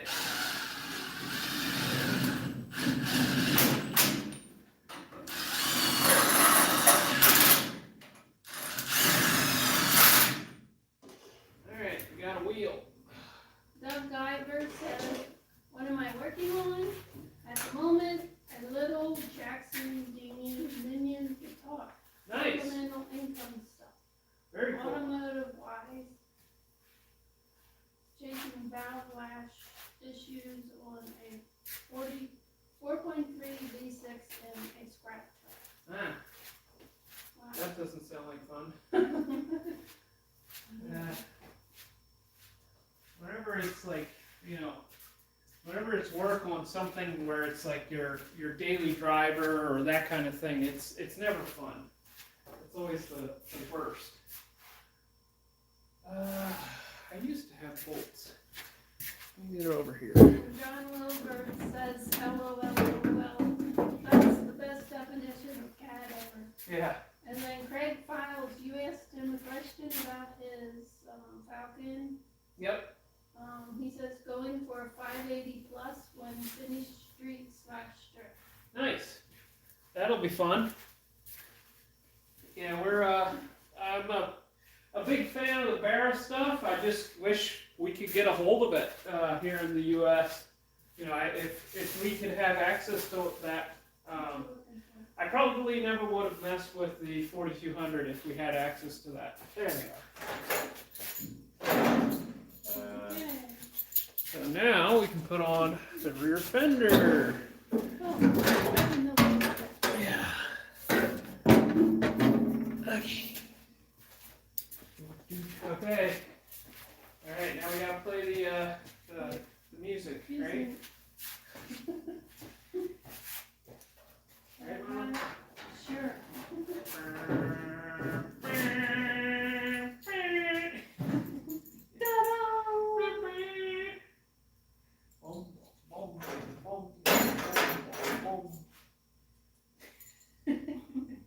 Give it up, Kevin. Yeah. Sorry, guys. I'm not as good as the real thing. Okay.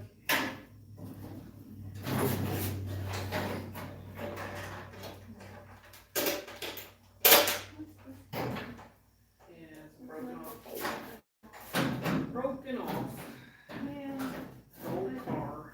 An old car, but it's in best shape. Oh. What'd Here. you do? Washer goes on the other side. Don't you know that? Don't you know nothing? Drop it. And then you put it back on. And you put it back in. Thing. I was watching you. Yeah, I can hold that. I got it.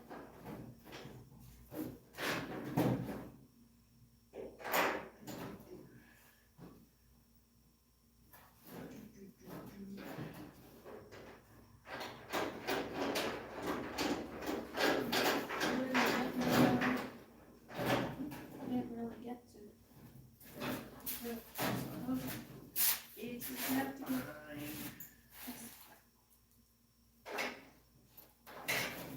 Okay, there we go.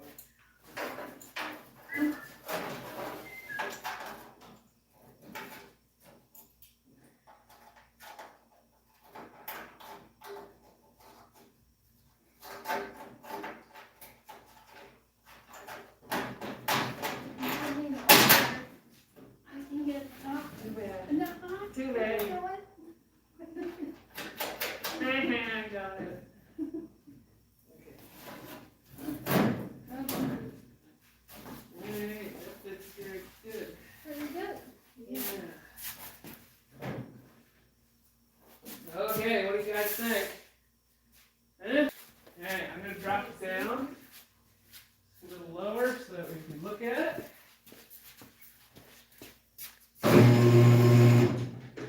Make sure nothing's underneath. Don't you want to that. do the other side? Or Dad doesn't have it No, done yeah. yet?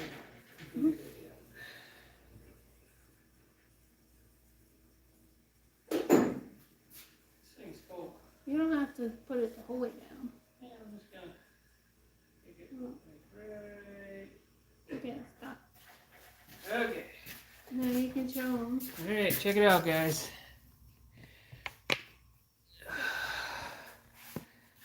All right. Okay. That looks pretty good, huh? First responder guide. That's all I have. Lots of room.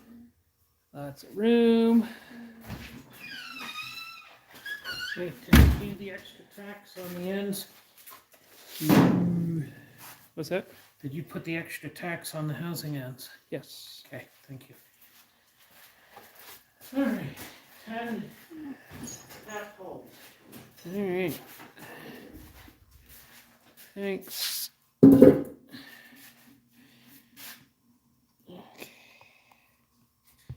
Set you guys back down. Okay, move, Mama. Well, There's Doug 30 Pfizer has another non-car question for you. You seem to have quite the grasp on Okay. video editing and general YouTube stuff. Any quick and dirty tips for you?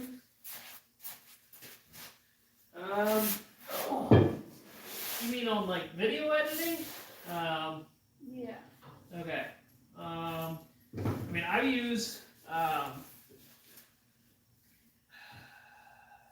Adobe.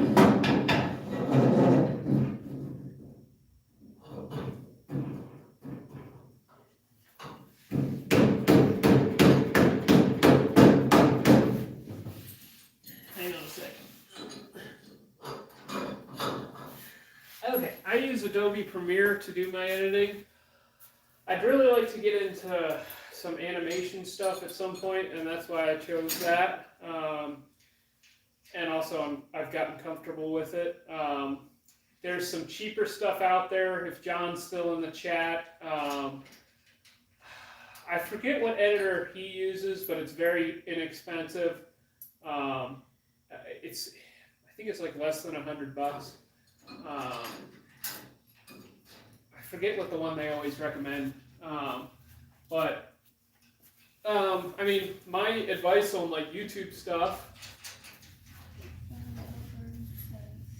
Yeah, John. What John Wilburn said there. They have a live content creator workshop on his channel monthly. They will begin again in the spring.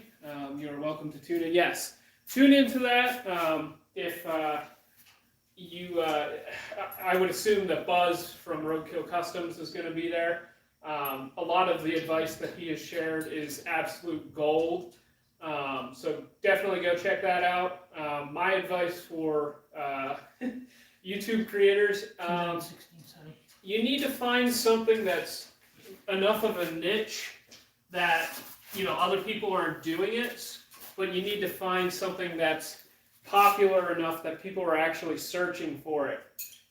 So if you can find something that like nobody else is doing, but everybody talks about, kind of like the 4200, that's basically all I've ever heard from them before we started doing stuff with them was, I've always wondered what those engines were capable of and all that kind of stuff. Finding something like that is probably your best avenue to get a good following. Thumbnails and titles and that kind of stuff is a huge part of getting a lot of views and that kind of stuff, and I still struggle with that end of the thing where it's like, I feel like this was a really good video, but it didn't get any views.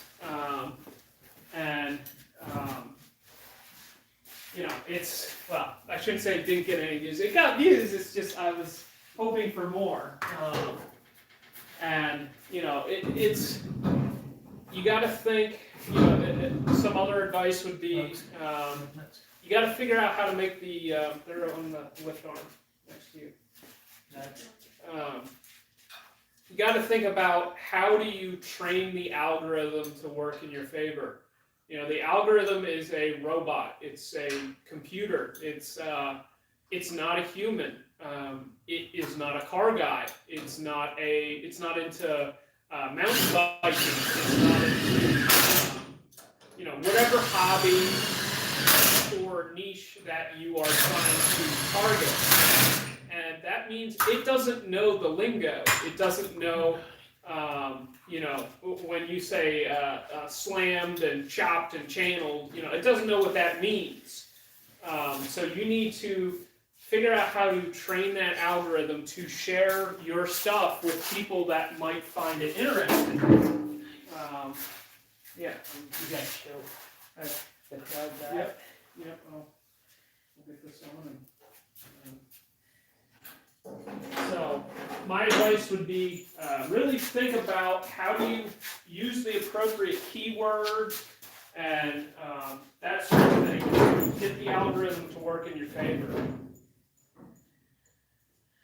That's something I've been trying to work on, and I still struggle with it a lot. So it's not intuitive.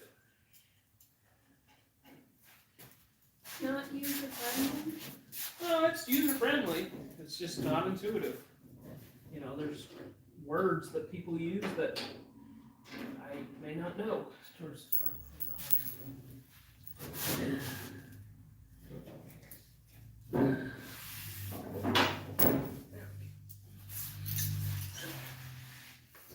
Going in. They have it.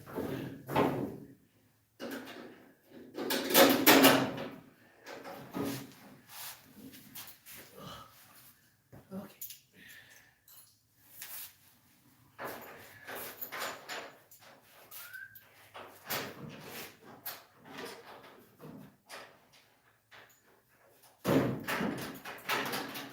People like what they see so far? Haven't seen any comments, but Yes, like I said, it looks great. okay. That's cool.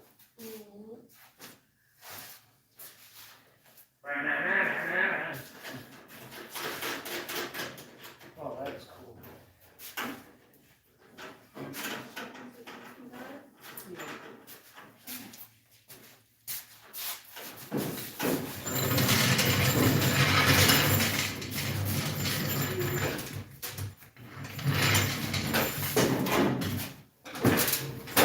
Nice.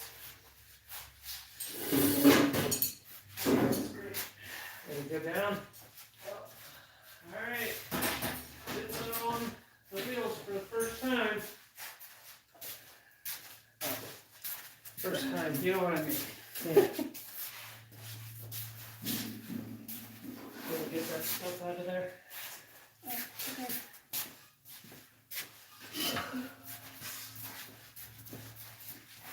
Going down. Where do you want to put this thing? Oh no, we're gonna have to jack it up. You know it's low enough. It's not low enough.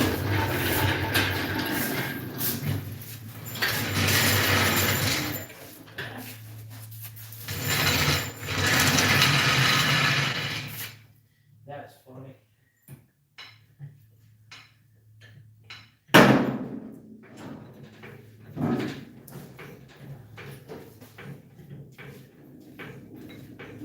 Okay. We all say hello to Damien.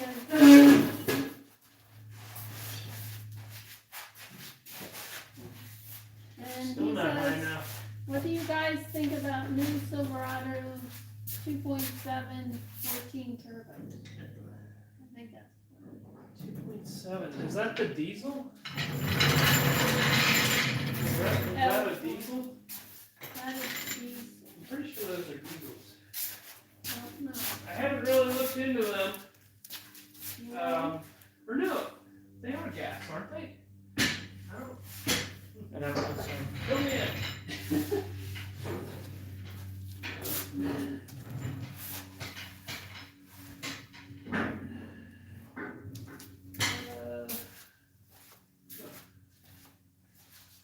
I'm gonna have to get it from the side.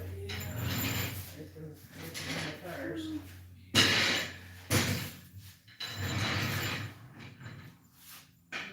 And Lucas Moret wants to know what's our opinion of electric vehicles. Not a fan. I think the science doesn't make sense. And I like the sound of an internal combustion engine. Will we mess with one someday? Probably. Absolutely. But until they are mandated, I won't keep messing with internal combustion engines. Maybe much sense yet. Too expensive. You gotta burn a lot of coal to make all that electric to charge the batteries, so. So you're getting a lot of emissions out. In All right, so,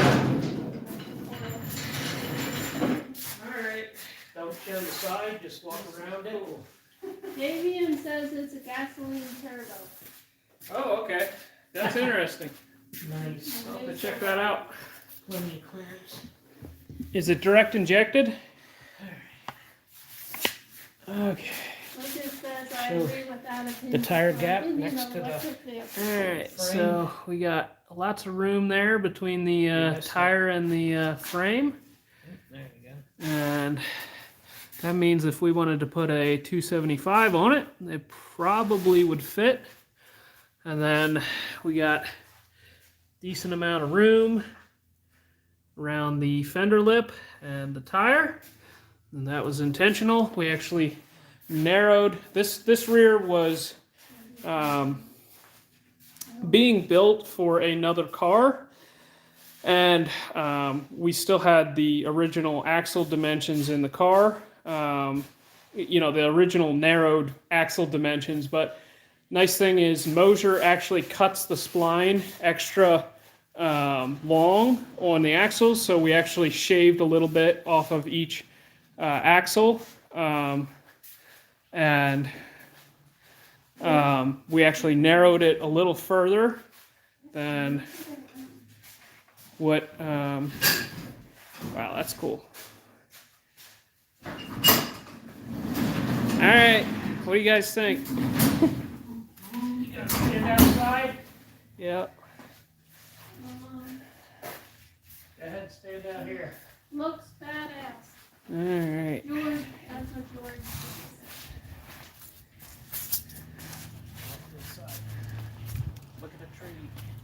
All right. I'm gonna look at my truck and the Futura. Gonna roll it out and surprise you guys. Until then, you're gonna have to look at the Ford. All right. Wow. That's cool. Go down there and go low. Check that out. You gotta stand over here, bud. Check this out. That is freaking cool. I can actually get real close. 760 says it's awesome. Yep. That is really cool. I think I like this view the best, right here. I just love the way that rear tire fits in there. And we're gonna keep the patina for now, and that means that is staying. Yeah, if you see that on the side of the road, it's us. Pull over. If you Yep. need help. That is really cool. The logo that's the ugliest car I've ever seen. But for some reason, I like it. Yep. It's like a Studebaker, just ugly enough to love. Because it's going to be a full project. Yep. They're definitely not the most attractive cars, but I like it. I like it a lot. It's definitely cool. That is so cool. Got our 4-link. Do you have any paint schemes in mind? Are you gonna paint? It's already been painted by Mother Nature. It's already got, yeah, it's got raccoon prints on the side of it. I mean, come on, guys. This thing's cool. This is bad to the bone. Holy mackerel. John Wilburn says there are some small tire guys trembling right now. Yep. If they could feel how light this thing is, they would be. Yep. Back wheel.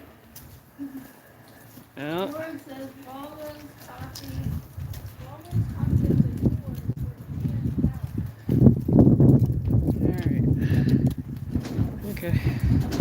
Dad can push it in by himself.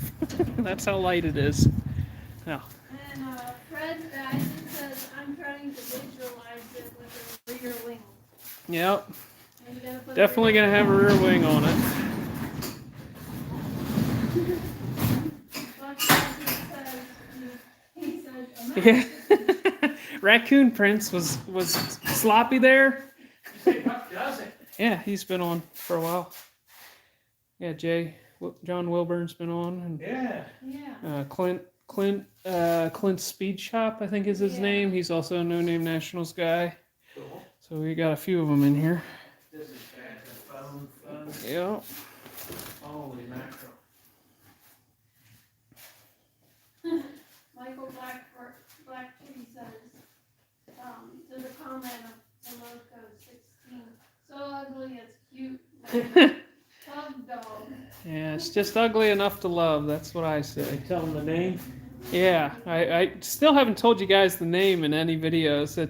I named the car Dean Martin, like because I kept thinking of the song "Ain't That a Kick in the Head" when I was thinking about this car. It's like, make it light, you dummy.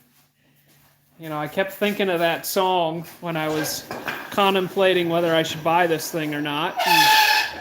And, yeah.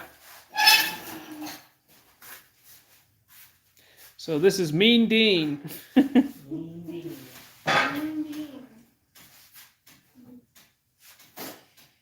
This thing's cool. So Lucas says, what is the low weight 2,400 pounds? Yeah, if we can get it to 2,400 with driver, I'd be thrilled. I mean, if it's anything less than that, it's going to be insane. Which it looks like. Dad's going for the scales, so we'll tell you what it weighs right now. Alright,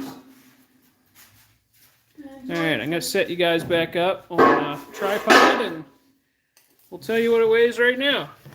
George says, great job, can't wait to see it run. We can't wait either. Yeah. And Lane says, looks like a VW bug on steroids. It does, yes. It does have VW type lines to it. You know, the doors in particular in the corner. And Buck Joseph says, cool name. Yeah. Michael Blacktree says, 2,400 with driver would be amazing. Just set it down. Really ride. Buck Joseph says 1,879 pounds. That would be very unexpected, but awesome. But it doesn't have a seat in it, it doesn't have. Oh, you mean right now? Right It's now. going to be lighter than that.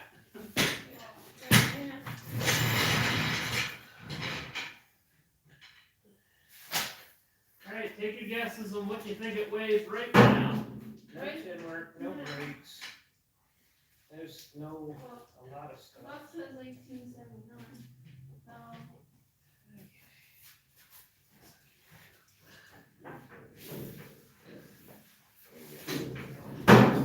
Where are we going?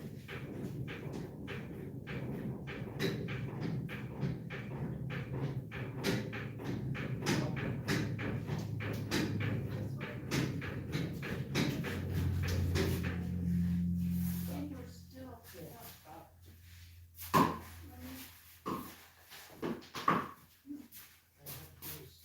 Alright, Fred Badgett says he thinks it's going to weigh 1,380. Clint Street Machine says 1,450. Rick Bowes Ride says 1,550. Lucas Lorette says 1,400. John Wilburn says 1,211. Breezy's Bike Shop 1,475. C.R. Thompson Jr. 1,200.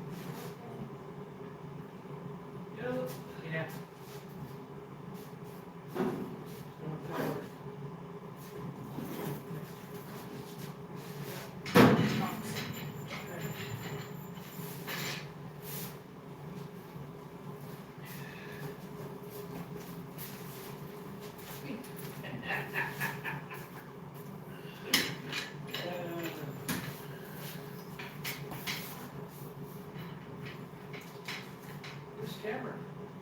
Right up here. Here you go. You wanna read the comment? Right? Read the comment. Oh, you could have left it up, I could have put it right in.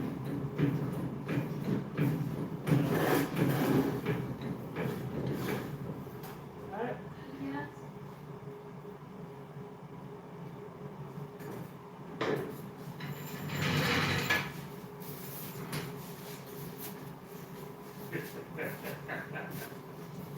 Alright, we got. Oh, John Wilbur left a second guess. You're only supposed to leave one. We got Breezy's Bike Shop says $14.75. Oh, John Wilbur says $11.89. I was the under on all these guys. There you go. Craig Files says $12.05. Clint Street Machine says playing the price is right. Yep. All right, let's go see. All right, let's see what it weighs. I'm gonna be really surprised. All right, drum roll, drum roll. 1,264 pounds. And That's with, without a driver. yep, without a driver. It's without a lot of stuff. Yep, Without a But- seat, without. it's got a engine shell and a transmission shell, and yeah, this thing's gonna be light. Yeah, if we can keep everything that's got to go on under 1,100, we'll be Yep. right where we want to be. So that's insane. Yep. They're saying, wow, wow.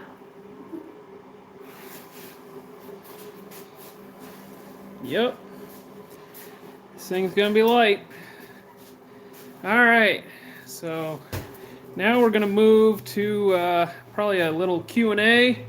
If you guys have any questions for us, leave them down below, and then we'll be signing off after that.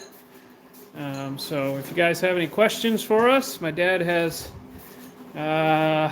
over 30 years, 40 years of hot rodding. 40 years of hot rodding, and you know, I have most of my life, so yeah, if you count my whole life, then 29 years, I guess. You didn't get started until you were 3. Yeah, I guess so. Well, I think it was two.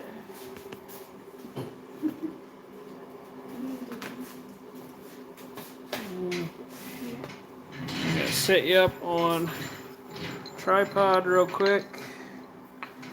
Just bear with me for a second here.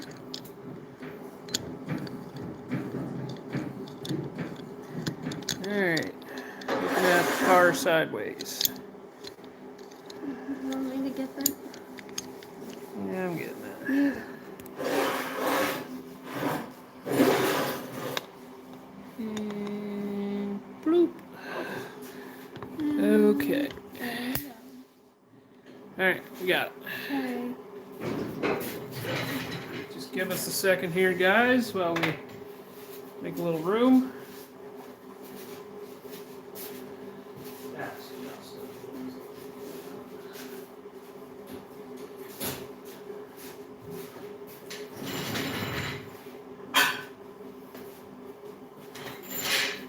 Well, they've been making a lot of cool comments. Thanks for staying with us, guys.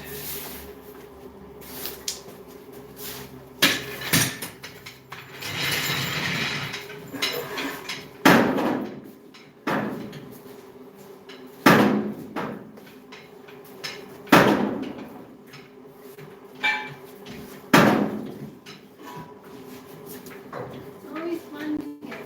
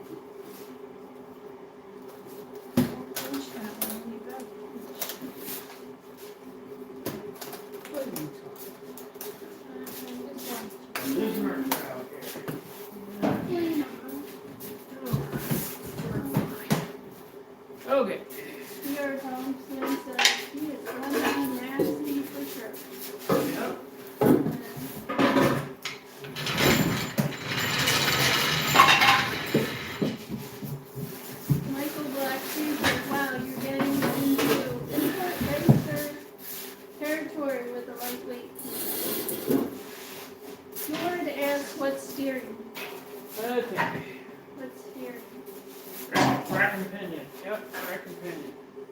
And John says, I had the closest guess until I made the second guess. Snatched the heat from the Jones.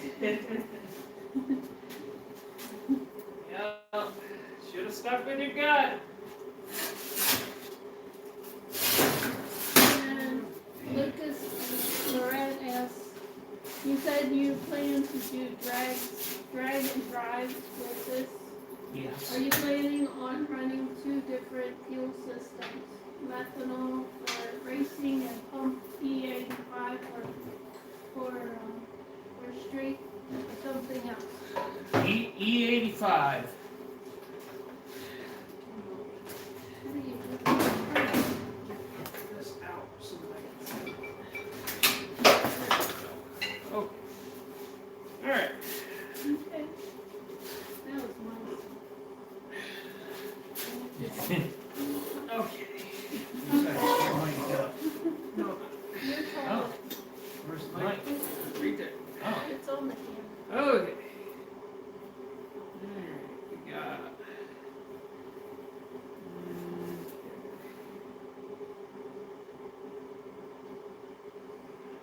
So what kind of fuel? Okay, Lucas Lorette says you said you plan to do drag and drives with this. Are you planning on running 2 different fuel systems, methanol for racing and pump E85 for street, or something else? I haven't really gotten that far. E85. I'd like to run E85, but I don't know what kind of availability there will be in Florida. That's what we did at Midwest Drags. We basically found E85 stations along the route, and we stopped and filled the car up before running them on race day. So that's how we've handled it in the past. So I'm going to have to scope out if there's E85 available in Florida. So we'll have to figure that one out. But at some point we'll probably put a small methanol system on this car and run supplemental methanol at some point. So Jord9308 says, nice to spend Sunday afternoon with the Nelsons. Thank you. It was nice to spend it with you as well. Clint's Street Machine says, question, how do you like the Jackson Welding helmet? It looks like the hood and tight fit. Yeah, I like the hood and tight fit. Yeah, I like it a lot as well. I don't know if my old welding mask was just dirty or if the new mask is that good, but I can see so much with that thing, and I really like that about it. You know, it's like all of a sudden I can see the weld happening so much better. So I definitely like that a lot about it. There's not a whole lot of E85 stations in Florida. Okay. So we're gonna be in Bradenton. Yeah, Bradenton, Gainesville, South Orlando. Georgia, Motorsports Park, and Seven. Orlando, which we may be able to work with Jonathan and, you know, Scope out a few locations. yeah, scope out a few locations. So, Fred Badgett says, how far can you move the driver toward the center and back safely? Well, safely, you could sit in the trunk if you want. I mean, the class rules don't allow you to take it past the original driver position, so we've moved the main hoop back to the B pillar, which is pretty common for where most guys set up their drag cars. yeah, but safely, I mean, you can, you know, as long as you got bars around you, you can do a whole lot. Michael Blacktree, Mom already answered that. We'll be in Bradenton, Gainesville, Orlando, and South Georgia. So, what? Toloco 16 says, what's the wheelbase on that thing? Did you guys change it? It is 102.5 inches from the factory, and we tried to keep that as stock as possible. Any concerns about finishing on time? Buck doesn't. Looks like you're on point. Yeah, I think we'll do all right. You know, obviously, if we have any failures or hiccups along the way, that's gonna, you know, have consequences that we'll have to deal with. And you know, we have backup cars that we can take to the event if you know, stuff doesn't go the way we want it to. I hope it doesn't come to that, but you know, it's a aggressive timeline for sure. But if we pull it off, I think it's going to be. We got 82 days. Yeah, we got 82 days from now until the start of the event. They pulled it out of the junkyard 40 days ago today. Yep. So 40 days ago, it was a totally stock vehicle. You know, with the engine shoved in there sideways, and yeah, so it has come this far so far, and we got a lot of work to do. So we'll keep pounding away, and we'll, you know, I think we'll be all right, but you know, you never know. Michael Blacktree says there's a station with E85 in Orlando, about 20 or 30 minutes from Orlando Speed World. Okay, good to know. We will probably be trying to work that into our route if possible. You know, that'll probably be one of our last fill-ups, Yep. being that the event starts and ends at Orlando. So, yep. Yeah. And what we did at Midwest was filled up with the 85 at a station near the track, and it blended out pretty good. That the E content was high. Yeah, anything over 40%, and you know, you're good. So I think we managed to do that every single day with my wagon. The last day I really tried to get as much in there as possible, and I think I had 55%. So, you know, I was pretty happy with that.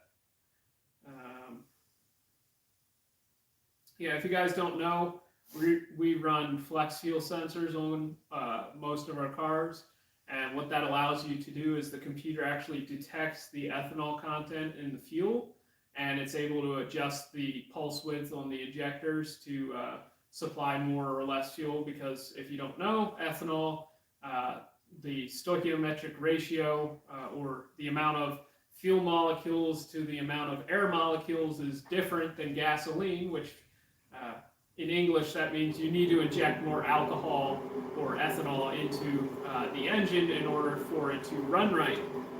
So the computer takes care of that all by itself, and you don't have to think about it.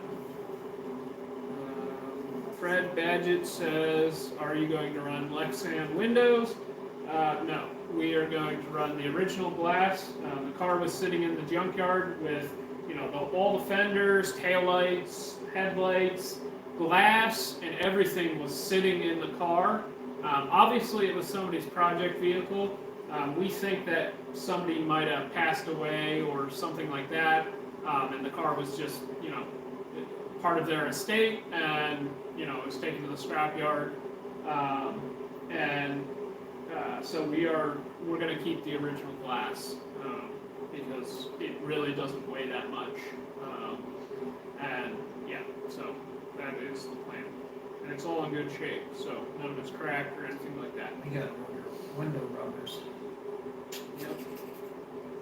Well, we got the quarter window rubbers, but I don't know if it's in, you know, it's there. I don't know if it's in usable condition. But, okay, looks like we've run out of comments. If anybody has any last-minute comments, leave them now. I'm really excited with how this thing's coming out. I can definitely tell that you guys are as well. So make sure you leave a like, and if you aren't subscribed to the channel, maybe consider subscribing. Sure. And we also have a membership program. If you look next to the subscribe button, there is a join button. It's a monthly membership, and you know, we have a few perks there. You can check all that out if you feel like supporting us. And also, show my shirt. All right, we also have t-shirts for sale. If you guys go to, I'll have to link it again. I should have pinned it. We have shirts here. It says Nivlak 57, which is the channel name, obviously. And then we have the Atlas, Ameri-Barra, American Shoe JZ, Vortec 4200 on the back. Thanks, Mark. So if you guys feel like supporting the channel, a good way to do that is to buy a t-shirt. No, he said great live, and hit the like button. Yep. Hit the like button. Lucas says thank you, and we say you're welcome, Lucas. Yep. Happy Thanksgiving, guys. Yeah. Yeah.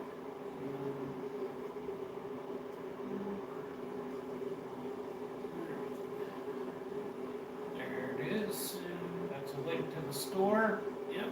And the 4200 parts are at that store too. Yep, we also have some 4200 parts that we sell. So, all right.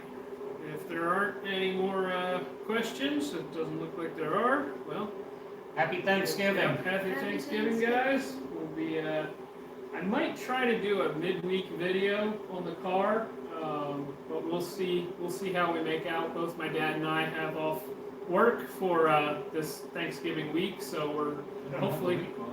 Oh. Okay, so you're gonna. I don't have the week off. Okay. I gotta go to work Monday, Tuesday, I Wednesday. didn't know that. You're on your own, big boy. All right, I have the week off for Thanksgiving week, so I'm gonna try and get as much work done as I can, and yeah, so hopefully we can get enough work done that maybe we could do a midweek release. We'll see if we have enough progress done for that. Obviously, we showed a couple things in this video that we haven't shown in a video yet, so there will be videos on that, of course. So, looks like everybody says enjoy your holiday. Dr. Art's Hot Rod Rehab looks great, thanks. Happy Thanksgiving. All right, I think that's all we have time for today. Thank you for tuning in, guys, and we'll see you on the next one. All right, wave your goodbyes. How do I stop it? There it I is. don't know.